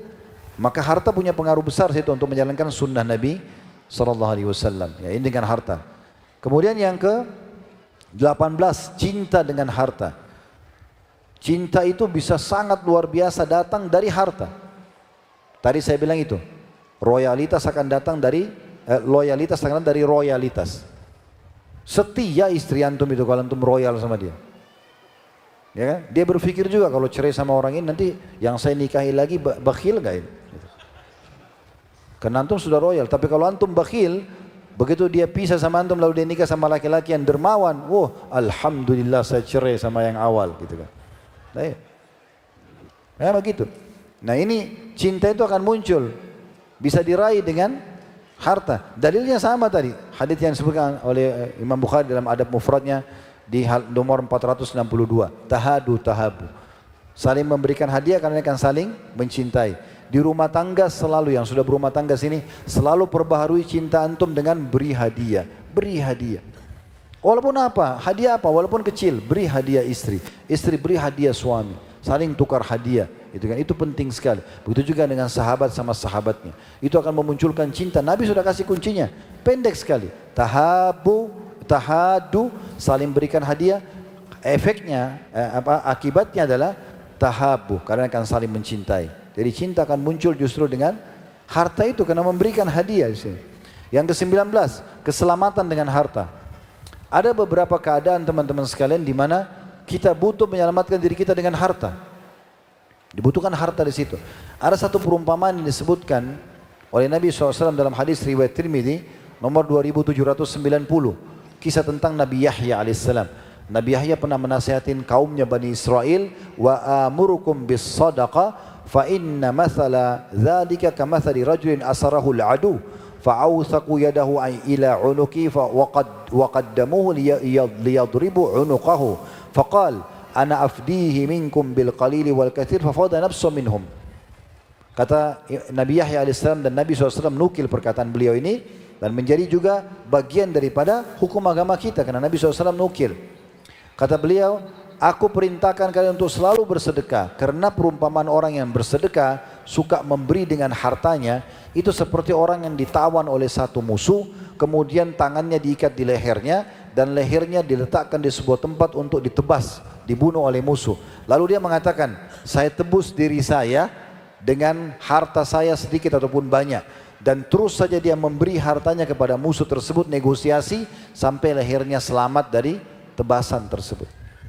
Nah, berarti di sini kan dalilnya dia bisa selamat di beberapa keadaan dengan hartanya. Yang ke-20, pemenuhan kebutuhan kita pribadi dengan harta. Jangan lupa teman-teman, kita butuh makan, kita butuh minum, kita butuh pakaian, ya, kita butuh transportasi. Tadi kita butuh menuntut ilmu, ya, kita butuh silaturahim keluarga, kita butuh banyak hal. Kita sendiri butuh harta. Jadi jangan bermalas-malasan ini. Orang yang pengangguran ini keliru. Nanti akan kita dengarkan statement-statement para ulama salaf. Di antaranya Umar bin Khattab radhiyallahu anhu mengatakan dalam statement yang mulia, saya pernah melihat seseorang sangat tampan, penampilannya bagus, tapi begitu saya tanya pekerjaannya dikatakan dia pengangguran, kata Umar, jatuh di mataku. Sakata min aini. Gak ada lagi nilainya orang itu. Jadi memang sudah begitu. Kita harus penuhi kebutuhan kita.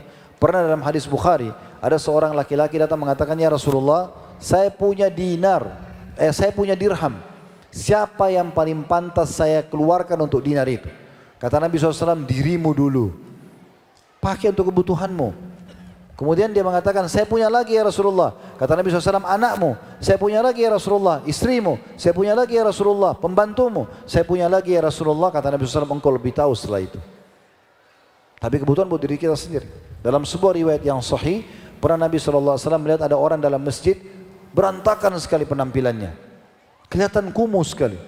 Maka Nabi SAW datang kepada orang tersebut lalu bertanya, apa kau punya harta? Pertanyaan Nabi pertama adalah, harta. Kau punya harta enggak? Orang itu bilang, ada ya Rasulullah. Disebutnya sama dia, saya punya unta, saya punya kuda, saya punya domba. Di masa itu kalau orang punya 3 hewan ini berarti orang mampu. Maka apa kata Nabi SAW? Aina anta min athari ni'ami alaik. Kalau begitu mana kau dari bekas nikmat Allah pada dirimu? Kenapa kau berantakan begini? Tunjukkan baju yang bagus. Tunjukkan penampilan yang bersih dan rapi. Yang penting halal dan tidak berlebihan. Silakan nikmati harta itu. Abu Hanifah rahimahullah, salah satu dari 4 imam madhab, beliau pernah pada saat selepas sholat jadi imam kebetulan di masjid beliau di Irak. Selepas sholat orang semua sudah bubar, ada satu orang dulu di masjid juga kelihatan penampilannya berantakan. Maka Abu Hanifah panggil dia sambil mengatakan, pergilah ke mihrab, angkat sejadah saya, di bawahnya ada satu kantong, bawa ke sini. Maka orang itu pergi, diangkat sejadah Imam Abu Hanifah, didapatkan satu kantong, lalu dibawa kepada Abu Hanifah. Lalu kata orang itu, ini silahkan. Kata Abu Hanifah, ambillah, perbaiki keadaan hidupmu. Abu Hanifah sedekah buat diambil, pakai. Jangan begini penampilan kamu. Apa kata orang itu? Saya orang mampu ya Imam. Rupanya orang kaya. Tapi tidak nampak sama sekali pakaiannya berantakan, penampilannya kumuh. Kenapa begini? Kata Abu Hanifah, kalau begitu mana kau dari hadis Nabi SAW? Allah menyukai melihat bekas nikmat pada hambanya. Jadi kita butuh penuhi kebutuhan kita. Gini teman-teman, raih pahala di poin-poin yang banyak orang luput dari dia. Di antaranya menikmati harta yang halal yang antum miliki, asal tidak berlebihan. Saya kasih contoh. Antum masuk ke satu supermarket, ada dua jenis anggur. Anggur A, kualitas paling bagus premium, harganya 200.000 per kilo. Anggur B, kualitas B, kualitasnya di bawah daripada yang pertama, harganya 100.000. Antum punya uang, yang mana lebih baik antum beli? Yang pertama. Karena Allah suruh kita ya, makan yang halalan, yang boleh dan thayyibah, berkualitas. Kalau antum niat beli yang A untuk menikmati apa yang Allah berikan, bukan mubadzir, dan dari pendapatan halal berpahala ini. Kenapa enggak gitu? Enggak, saya beli ini aja deh, nanti mubadzir. Kenapa mubadzir? Nah, antum makan. Mubadzir itu antum buang, antum enggak pakai. Itu mubadzir. Atau ada orang beli 10-20 mobil, dia enggak pakai. Dia pakai kalau kebutuhannya 2 mobil, memang dia butuh di rumahnya, dia, istrinya, anaknya 3 mobil, itu urusan dia. Enggak ada yang mubadzir. Nabi SAW punya unta, punya kuda kok. Gimana caranya? Ya, itu penting ya. Dalam sebuah hadis Nabi SAW riwayat Ibnu Majah berbunyi, "Ma kasaba rajulu kasban atyaba min amali yadi." Tidak ada yang lebih baik dari usaha seorang laki-laki kecuali dari hasil tangannya sendiri. "Wa ma anfaqa rajulu ala nafsi wa ahli wa waladi wa khadimihi fa huwa shadaqah."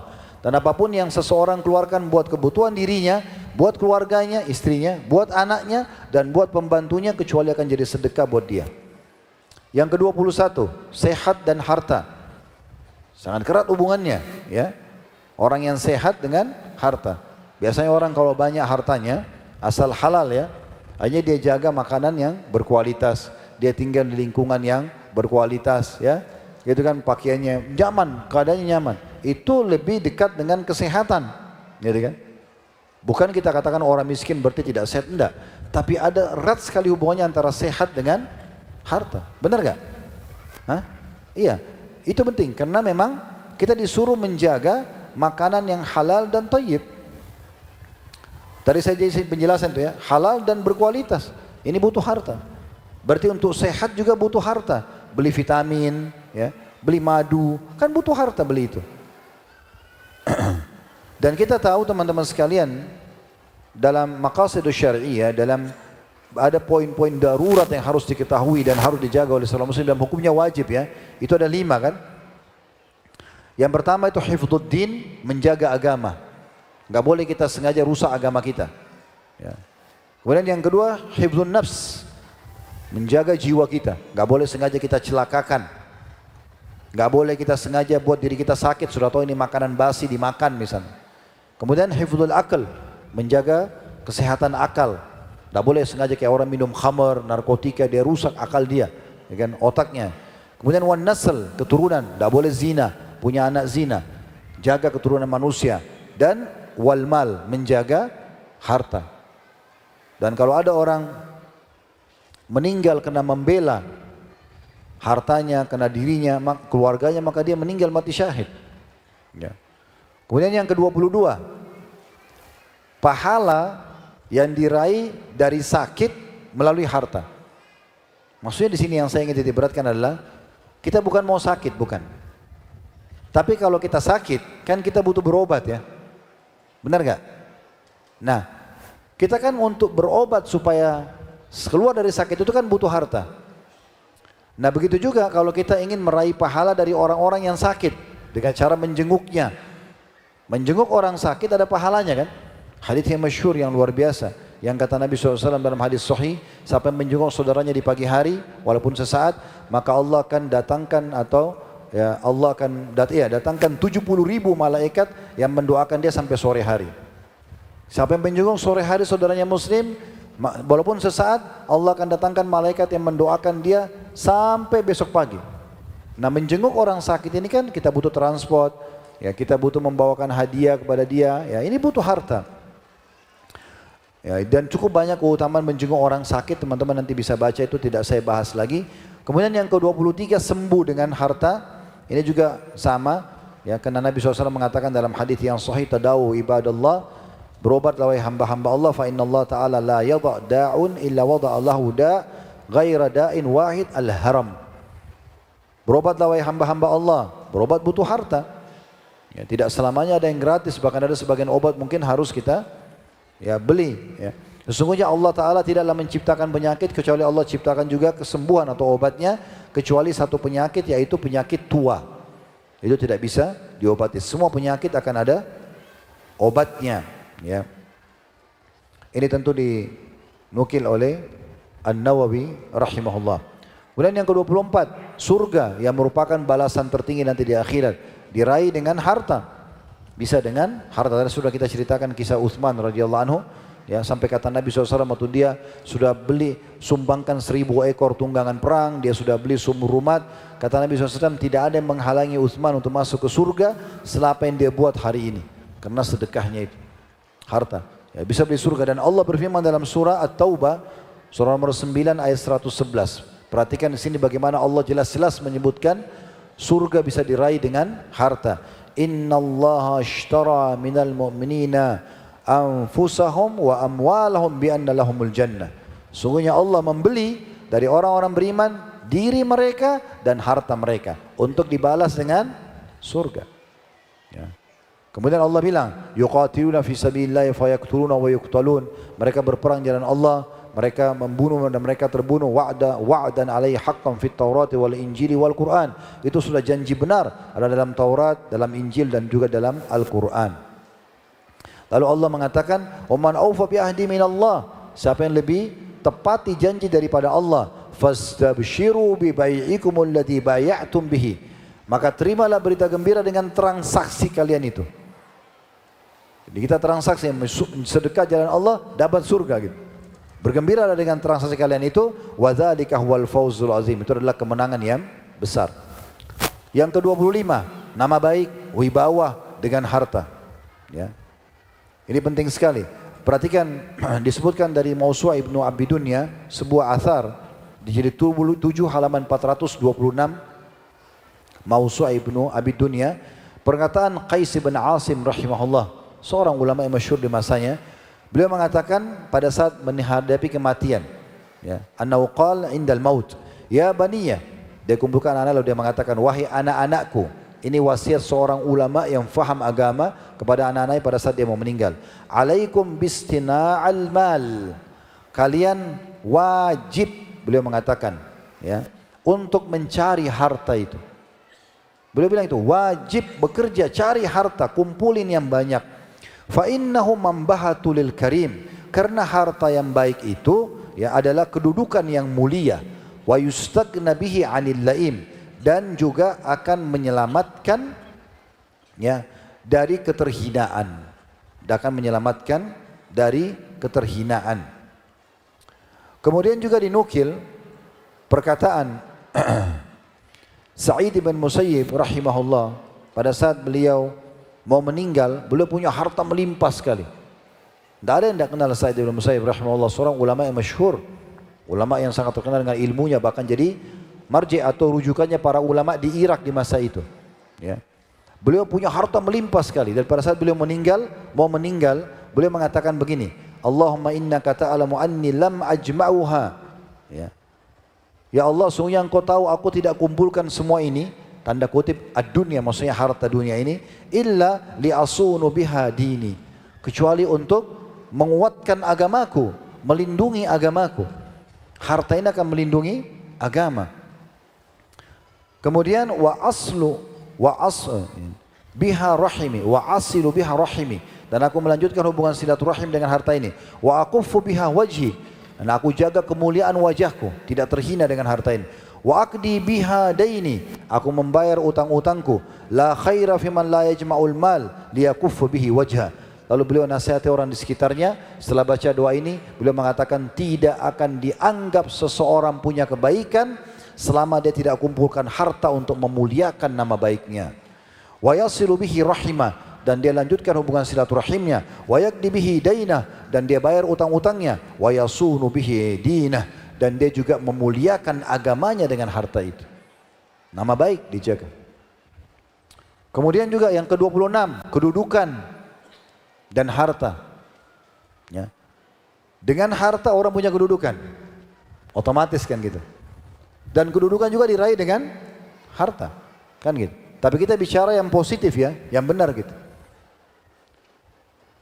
Pernah Umar bin Khattab mengingatkan, dinukil oleh banyak ulama tentang perkataan beliau ini, di antaranya dalam kitab Mahdas Shawab fi Fadail Amir Mu'minin Umar bin Khattab. Jadi gambaran yang paling benar tentang keutamaan Umar bin Khattab radhiyallahu anhu. Ini diambil dari kitab dari Maktabah Syamilah sebenarnya, tapi dinukil dari kitab itu ya. Beliau mengatakan kepada muslimin, orang yang ada di sekitarnya, ta'allamul mihna, pelajari keterampilan-keterampilan. Ya, fa inna yushiku an yahtaja ahadukum ila mihnati, karena salah seorang antara kalian pasti akan butuh dengan keterampilannya itu. Dan jangan malas, ayo bekerja. Karena dengan itu kalian punya kedudukan nanti. Kemudian yang unik sekali, Luqman alaihissalam, Luqman al-Hakim yang Allah sebutkan berikan nama Al-Quran di surah nomor 34, surah Luqman. Luqman Hakim, pendapat ada yang mengatakan yang kuat adalah beliau adalah seorang nabi. Ya. Luqman alaihissalam berkata kepada anak-anaknya, ya baniya istagni bil kasbil halal. Hai anak-anakku, carilah pendapatan yang halal. Fa innahu maftakara ahadun qattun illa asabahu thalathu khisal. Karena tidak ada orang yang tidak mau cari pendapatan halal itu, bekerja supaya punya harta, tapi halal ya, kecuali dia akan ditimpa salah satu dari 3 hal. Kalau dia tidak mau kaya ini, tidak mau bekerja punya pendapatan, maka dia nanti akan ditimpa 1 3 hal. Yang pertama, rikkatum fi dinihi, lemah agamanya. Pernah dengar orang murtad karena miskin? Ya. Dibeli agamanya dengan sebungkus mie, dengan ini dan itu. Tapi kalau orang kaya, bagaimana caranya dimurtadkan? Benar nggak? Ya, dia punya pendapatan. Nggak ada. Ada satu di Jawa Barat saya dapat informasi, satu yayasan besar kristenisasi di sana, itu tutup, ya. Semenjak masyarakat Muslim di situ sudah punya pendapatan. Banyak di antara mereka yang keluar negeri bekerja, pulang sudah bisa beli tanah, beli sawah. Jadi nggak diterima lagi sumbangannya, tutup yayasan itu. Karena memang mereka tahu, mereka bisa beli agama orang yang miskin. Ini perkataan Luqman Hakim dari dulu beliau sudah bilang. Ya. Jadi itu yang pertama yang bahaya sekali. Rikkatun fi dini. Yang kedua, wada'fun fi aqlihi. Lemah akalnya. Karena malas berpikir kan. Udahlah begini aja. Tapi kalau orang cari kekayaan, dia terus berpikir bagaimana supaya bertambah, bagaimana supaya dia begini dan begitu. Orang berpikir, akal itu kalau biasa dipakai berpikir, otak dipakai berpikir itu makin cerdas. Ya. Tapi kalau orang biasa nganggur, malas-malasan, kita kalau ajak diskusi tidak berpikir dia, karena dia sudah biasakan vakum akalnya. Ini perkataan Luqman Hakim, jangan salahin saya. Ya. Yang ketiga kata beliau, wa dhihabu muru'atihi, dan hilangnya kehormatannya, kedudukannya. Kita kan sedang bahas poin 26 ini, kedudukan dan harta. Hilang kedudukannya, nggak punya kedudukan dia.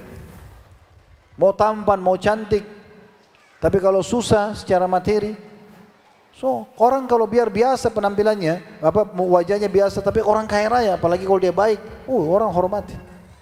Kan begitu faktanya ya, kita bicara fakta. Dan kata beliau sebagai penutup, wa a'dhamu min hadhihi thalath, dan yang lebih parah daripada 3 hal ini, lemahnya agama, lemahnya akal, tercorengnya kehormatan. Ya, beliau mengatakan istighfafun nasu bihi, manusia akan merendahkannya. Ini perkataan beliau. Ya. Dukir dari kitab Adabul Kasb wal Ma'ish. Ya. Baik, ini cukup banyak kalau kita mau bahas, tapi kita pindah poin nomor 27. Ini soalnya ada 40 ini. Ya. Masih bisa saya lanjutin? Baik. Awet muda dengan harta. Ya. Coba lihat kalau ada satu orang, ini maaf, jangan selalu bilang saya sedang singgung orang miskin. Kita sedang bicara hukum syar'i. Kalau ada orang kaya, umurnya 60 tahun sama orang miskin 60 tahun. Mana yang terlihat lebih tua? Karena susah hidupnya kan? Susah, cuaca panas. Orang kaya tinggal di rumah, pakai AC, makanannya semua berkualitas, beda. Ini kalau kita mau barter ketemu antara umur sama umur yang sama. Ya. Dan ada orang memang kelihatan awet muda. Kenapa? Karena dia punya pendapatan. Dia nggak pikir itu. Bangun tidur, lapar, tinggal buka kulkas ada makanan. Dia nggak perlu pikirin. Keluar mau ada kendaraan, buka lemari ada baju. Karena ada harta, semuanya ada. Bisa awet muda nggak? Tapi kalau bangun tidur, mau sarapan kelaparan, nggak ada. Harus minta sama siapa nih? Tetangga kasih atau enggak? Kalau ini bangun sudah ada semuanya. Mau pakai baju, ini baju cuma satu, sudah 1 minggu saya pakai. Ya. Belum dicuci lagi. Ini buka lemari ada 10 pasang baju, dia bisa pilih yang mana dia mau. Keluar ini tunggu transportasi umum. Yang ini tinggal starter mobilnya jalan. Pengaruh nggak? Pengaruh besar itu. Memang. Jadi ada pengaruhnya. Jadi ini dalilnya kalau saya angkat sini hadis Tirmidzi yang tadi innallaha yuhibbu an yara athara ni'ami 'ala 'abdi. Kata Nabi SAW, Allah suka melihat bekas nikmat Allah pada hambanya. Ini berhubungan dengan masalah tadi. Ke-28, masalah mendapatkan pahala dari hewan dengan harta. Ya.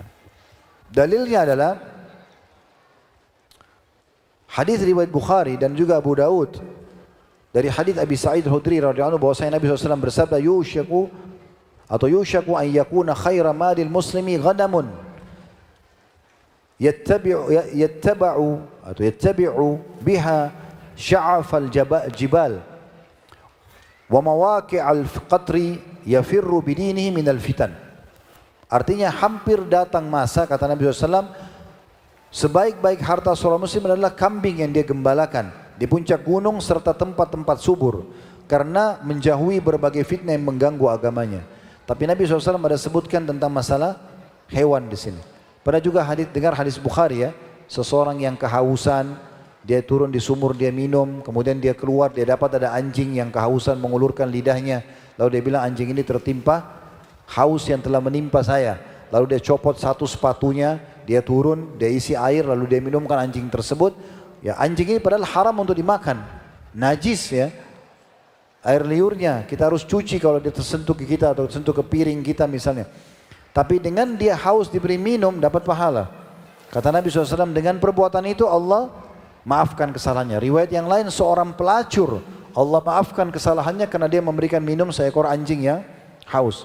Kalau memberikan seekor anjing minum dapat pahala, bagaimana kalau orang punya peternakan 100 ekor kambing dia kasih minum dan makan tiap hari? Pahala bukan? Pahala. Makanya waktu hadis itu disebutkan di riwayat Bukhari, para sahabat mengatakan, ya Rasulullah, a'inna lana fil bahaimi la ajra? Apakah kami dapat pahala dari hewan-hewan? Karena kan dari hadisnya orang itu kasih minum anjing. Itu dapat pahala ya Rasulullah. Kata Nabi SAW, fi kulli kabidin ratabatin ajr. Di setiap nyawa hati yang basah, maksudnya punya nyawa, itu ada pahala. Ya. Selanjutnya ke-29, pahala dari tumbuhan dan harta. Saya agak cepat karena sudah mau asar ya. Hadis yang masyhur dari hadis Muslim, kata Nabi SAW, beliau pernah berkata kepada Ummu Ma'bad, seorang sahabiat, siapa yang menanam kurma ini? Beliau tanya, ya. Man garasa hadan nakhl, amuslimun am kafir? Muslim atau orang kafir? Faqalat, maka Ummu Ma'bad berkata, bal muslim, seorang muslim. Qala fala yagrisul muslimu garsan fayakulu minhu insanun wala dabbatun wala tayrun illa kana lahu sadaqatun ila yaumil qiyamah. Ketahuilah hai Ummu Ma'bad, tidak ada seorang muslim yang menanam satu pohon dia tanam, kemudian pohon itu dimakan darinya oleh manusia, hewan-hewan melata, burung, kecuali akan jadi sedekah buat dia. Antum tancap pohon apa saja, ya, kemudian pohon itu diambil manfaatnya oleh manusia atau hewan melata, serangga pun misalnya atau apa ya yang ulat atau apa memakan daunnya misalnya, atau ya burung yang mampir situ mengambil buahnya atau daunnya, kecuali akan jadi sedekah. Berarti kan menanam pohon ada pahalanya. Dan untuk menanam pohon butuh harta ya. Kalau satu pohon dapat pahala begini, kalau antum bilang tapi kan Ustaz gampang, saya ambil pohon di tanah yang kosong, tidak ada penghuninya atau di gunung, saya tanam, saya dapat pahala. Iya, berapa banyak antum bisa buat? Kalau orang punya harta, dia bisa beli 1000 pohon. Dia bisa lebih 1 juta pohon. Dan dalam hadis Bukhari lain dikatakan, kata Nabi SAW, "Ma min muslimin yagrisu garsan illa kana ma ukila minhu lahu sadaqah." Dan ketahuilah tidak ada seorang muslim menanam satu tanaman, ya. Kemudian ada yang makan dari pohon itu, kecuali dihitung sedekah untuknya. Wa surika minhu lahu sadaqah. Kalau ada yang dicuri dari pohon itu, antum tanam mangga ada yang curi buah mangganya, terhitung sedekah bagi menanamnya. Wa ma akala sab'u minhu fahuwa lahu sadaqah. Dan yang dimakan binatang buas dari pohon itu juga sedekah bagi dia. Wa ma akala at-tayru fahuwa lahu sadaqah. Yang dimakan oleh burung juga sedekah. Wa la yazra'uhu ahadun illa kana lahu sadaqah. Dan tidak ada seorang pun, ya, yang menambah atau mengurangi dari pohon itu kecuali menjadi sedekah buat dia. Kayak misalnya orang cangkok, ya, dia cangkok, dia ambil, itu juga pahala sedekah bagi penanam. Yang ke-30, pahala air dengan harta. Hadisnya Nabi SAW mengatakan, ya, afdalu sadaqatu syuqiyatul ma. Atau waktu beliau ditanya ayyi sadaqatin afdal, beliau mengatakan suqyal ma. Sedekah apa yang paling afdal? Beliau mengatakan memberi minum kepada orang lain. Ya, hadisnya hadis Nasai dan dihasankan oleh Syekh Albani. Tentu ini cukup panjang, tapi yang jelas memberi minum orang adalah pahala. Kalau antum berikan 1 gelas air itu pahala, maka kalau antum berikan 10 gelas, atau antum galikan sumur, atau antum buatkan tandon air besar dan seterusnya, ini pahalanya lebih besar. Jadi kita bisa dapat pahala dari air dengan harta. Yang ke-31, pahala, ya, tanah, pahala dari tanah dan harta. Maksudnya kita wakafin tanah, ya. Sebagaimana sabda Nabi SAW hadis riwayat Muslim, kalau anak Adam idza mata al-insan, idza mata, kalau meninggal manusia, inqata amalu illa min thalathin, terputus sumber pahalanya dari 3, min sadaqatin jariyah, sedekah yang berjariah atau yang selalu berjalan. Itu diantaranya wakaf tanah, wakaf bangunan. Ini kan dengan harta. Wa ilmin yuntafa'u bih, ilmu yang bermanfaat, wa waladin salihin yad'ula, atau anak saleh yang mendoakan. Saksi bahasan kita adalah sedekah jariah dari bangunan atau tanah yang diwakafin. Yang ke-32, pahala dari api atau penerangan, pahala dan harta. Ya, sekarang mikrofon yang saya pakai ini terdengar suara saya dan Anda semua bisa dengar. Ini pahalanya luar biasa. Orang bisa dengar. Belum lagi kita rekam. Teman-teman di seluruh Indonesia, bahkan seluruh dunia ada yang ngikutin online, dapat pahala. Ini kan dengan listrik, penerangan. Ya. Antum buat penerangan di satu masjid, penerangan di satu pesantren, penerangan di rumah orang-orang miskin, ya. Penerangan, coba, ya, kita terangkan itu. Maka itu pahalanya besar. Mereka pakai sholat, mereka pakai baca buku, baca Quran, itu semua pahala besar. Ya, sampai Nabi SAW juga menjadikan dalam hadis riwayat Imam Ahmad, fal yuhdi ilaihi zaitan yusraju fihi fa inna man ahda lahu kana kaman shalla fihi. Beliau bicara tentang keutamaan Masjid Aqsa, beliau mengatakan kalau tidak bisa ke sana, sumbangkan minyak. Karena masa dulu orang pakai minyak untuk penerangan, belum ada listrik, ya. Minyak zaitun terus ditaruh sumbu, dibakar api, nanti dia bisa menyala jadi penerangan. Maka itu sama dengan orang sholat di dalamnya. Ya, ini juga sekaligus saya berbagi teman-teman sekalian, jangan sia-siakan kesempatan kalau bisa bayarin listrik orang, bayarin. Terutama para ulama, ya. Para penuntut ilmu, orang-orang ini penting untuk dibiayai listrik, terutama penerangan. Begitu juga dengan makanan, pakaiannya. Tapi seperti itulah. Jangan biarkan seorang alim, kecuali antum berebut untuk bayarin listriknya, bayarin berasnya kalau perlu apa saja, karena itu luar biasa. Ya. Tidak semua orang alim juga punya pendapatan. Kemudian yang ke-33, rumah dan harta. Ya. Kita butuh rumah tempat tinggal. Daripada ngontrak, daripada kos-kosan, daripada numpang, kita punya rumah. Caranya gimana? Harus punya harta. Dan Nabi SAW menyebutkan punya rumah yang luas bagian daripada kebahagiaan. Dalam hadis diriwayatkan Ibnu Hibban, kata Nabi SAW, arba'un minas sa'adah, 4 perkara menjadi sumber kebahagiaan.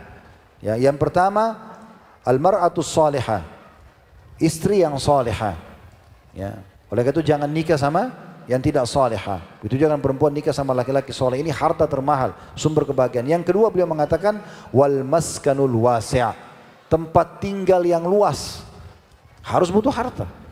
Ya, kalau kita punya uang sedikit kita beli kecil. Tapi Nabi bilang, kebahagiaan kamu dapat dengan rumah yang luas. Berarti butuh uang ini. Benar enggak? Yang ketiga wal jarus saleh, tetangga yang baik. Kemudian yang keempat, wal markabul hani.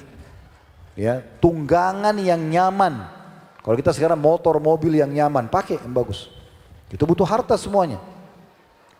Kemudian 34 kendaraan dan harta. Ini sama dalilnya, tapi kita ambil potongan akhir hadis tentang masalah wal markabul hani, tunggangan yang nyaman. 35, meraih pahala yatim dengan harta. Semua keutamaan yatim kita bisa dapat ya dengan cara harta. Karena kata Nabi SAW, ana wa kafilul yatim kahatain. Saya dengan sponsor anak yatim seperti ini. Di surga nanti kita sama Nabi seperti ini, telunjuk sama jari tengah, dekat sekali dengan Nabi. Tapi itu bagi sponsor yatim. Ya, maksudnya adalah biayai yatim itu. Bagaimana kalau tidak dengan harta? Pahalanya luar biasa, bersama Nabi dekat sekali di surga. Padahal amal kita mustahil mendekati amal Nabi. Yang ke-36, janda dan harta. Meraih pahala mereka janda-janda yang tidak mampu. Ditinggal meninggal suaminya, suaminya zalim, berbuat selingkuhan, meninggalkan istrinya, saya tidak punya kerja, ya punya anak-anak. Kata Nabi SAW, as-sa'i alal armalah, orang yang memang secara khusus membantu mencari para janda itu. Wal miskin, dan orang miskin, kal mujahid fi sabilillah, seperti orang yang perang di jalan Allah. Au kalladhi yasumun nahara wa yakumul lail, atau seperti orang yang pada saat antum keluar misalnya sesaat mencari mana janda-janda tidak mampu antum bantu, maka itu lebih baik daripada dia puasa sehari penuh dan dia sholat malam. Hadis riwayat Bukhari. Jadi ini masyhur sekali. Kemudian poin nomor 37, safar dan harta. Kita butuh safar ya. Safar haji, safar umrah, safar nuntut ilmu, safar secara umum lah. Silaturahim keluarga ini butuh harta. Dan manfaat safar cukup banyak.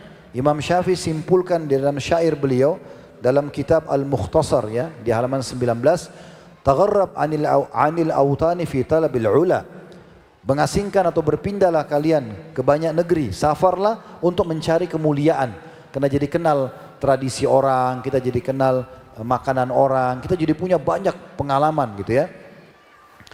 Wasafir fafil asfari khamsu fawaidin, atau khamsu fawaid.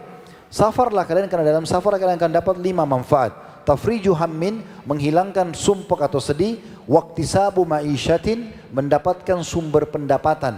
Ya, orang kalau mau bisnis mau segala macam, pergi kota dari kota, kita ketemu para pedagang, jadi tahu gitu kan. Yang ketiga, wa ilmun, mendapatkan ilmu. Wa adabun, yang keempat, tata kerama. Yang kelima terakhir, wa suhbatu majidin, persahabatan yang ya sejati. Yang kedelapan, wasiat dengan harta. Pernah dengar wasiat ya? Wasiat itu teman-teman apa yang antum bisa sebutkan dan nanti dilaksanakan setelah antum meninggal. Nah, diantaranya harta. Makanya kata Nabi SAW, la wasiyata li warith. Tidak ada wasiat harta buat ahli waris. Ahli waris tidak boleh. Enggak boleh antum bilang, saya wasiatkan tanah saya di sini buat anak saya yang ini. Enggak boleh. Anak-anak sudah ahli waris. Tapi Nabi SAW bilang dalam banyak hadis, diantaranya Allah telah mengizinkan kalian untuk mendapatkan tambahan pahala setelah kalian meninggal 1/3 dari harta kalian. Kita boleh tulis wasiat, saya wasiatkan 1/3 harta saya untuk pesantren, untuk bangun masjid. Nah, nanti sisanya baru dibagi warisan. Ini wasiat. Kemudian cukup banyak dalam hadis Bukhari Muslim disebutkan kisah tentang Sa'ad radhiyallahu anhu yang akhirnya Nabi SAW mengatakan wasthuluthul katsir, 1/3 dan 1/3 baik, maksudnya untuk mewasiatkan. 39, warisan dan harta. Nah, warisan juga kalau kita tinggalkan kepada ahli waris kita tuh pahala sendiri. Bagaimana kita bisa tinggalkan warisan kalau tidak punya harta? Nah, kata Nabi SAW kepada Sa'ad, innaka antadhar warasataka agniya khairun min antadarahum alatan yatakaffafuna nas. Ketahui saat kau tinggalkan anak-anakmu, keturunanmu dalam kondisi mereka kaya, jauh lebih baik daripada kau tinggalkan mereka miskin, mereka mengemis kepada orang. Ini hadis Bukhari Muslim. Jadi kita bagaimana caranya dapat pahala dari warisan kalau kita nggak punya harta. Jadi kalau kita tinggalkan mereka dalam kondisi kaya, itu pahala buat mereka, buat kita, karena kita meninggalkan harta yang cukup buat mereka. Kata Nabi SAW gitu ya, engkau tinggalkan anakmu dalam kondisi agniya, kaya, khairun, lebih baik, min an yatadarahum alatan yatakabunas, lebih baik daripada mereka mengemis pada manusia. Yang ke-40, ya, sebentar, yang terakhir, yang ke-40 masalah hutang piutang dengan harta. Ya, hutang piutang dengan harta. Maksudnya kita bisa mendapatkan pahala dari utangnya orang lain. Ya. Kalau pernah dengar hadis Nabi SAW cukup banyak, diantaranya saya ringkaskan sebuah hadis riwayat Imam Ahmad, Abu Ya'la, Ibnu Majah, Tabarani, Al-Hakim, Al-Baihaqi, dan di sini disahihkan oleh Syekh Albani. Kata Nabi SAW, man anzara mu'siran, siapa yang memberikan tenggang waktu pada orang yang berada dalam utang, kesulitan, ya, falahu bikulli yaumin sadaqah qabla an yahilla ad-dain, maka dia akan dapat pahala sebesar uang yang dia utangkan ke orang lain itu setiap harinya. Jadi kalau antum utangkan orang 1 juta 1 Januari, jatuh tempo 1 Februari, antum investasi kasih 1 juta, tapi antum dapat pahala 31 juta, karena setiap hari seperti sedekah 1 juta. Begitu kata Nabi SAW sampai jatuh tempo. Fa idza halad dain fa andara kana lahu bikulli yawmin mithlahu sadaqah. Kalau lewat dari jatuh tempo, misalnya sampai 1 Februari dia belum bayar, kita datang, akhi, ukhti, saya tagih utang. Oh, saya belum bisa bayar. Baik, saya kasih lagi waktu sampai 1 Maret. Di bulan Februari, setiap hari sedekah seperti 2 juta rupiah, double. Bagaimana caranya kita bisa dapat pahala ini kalau kita nggak punya uang? Utangin orang itu pahala. Bahkan kata Nabi SAW dalam hadis yang lain, siapa yang mengutangkan orang lain atau memberikan tenggang waktu atau memaafkan, maka dia akan dapat naungan Allah pada hari kiamat. Tidak ada naungan kecuali naungan Allah. Nah, ini keutamaan bisa didapatkan dengan harta.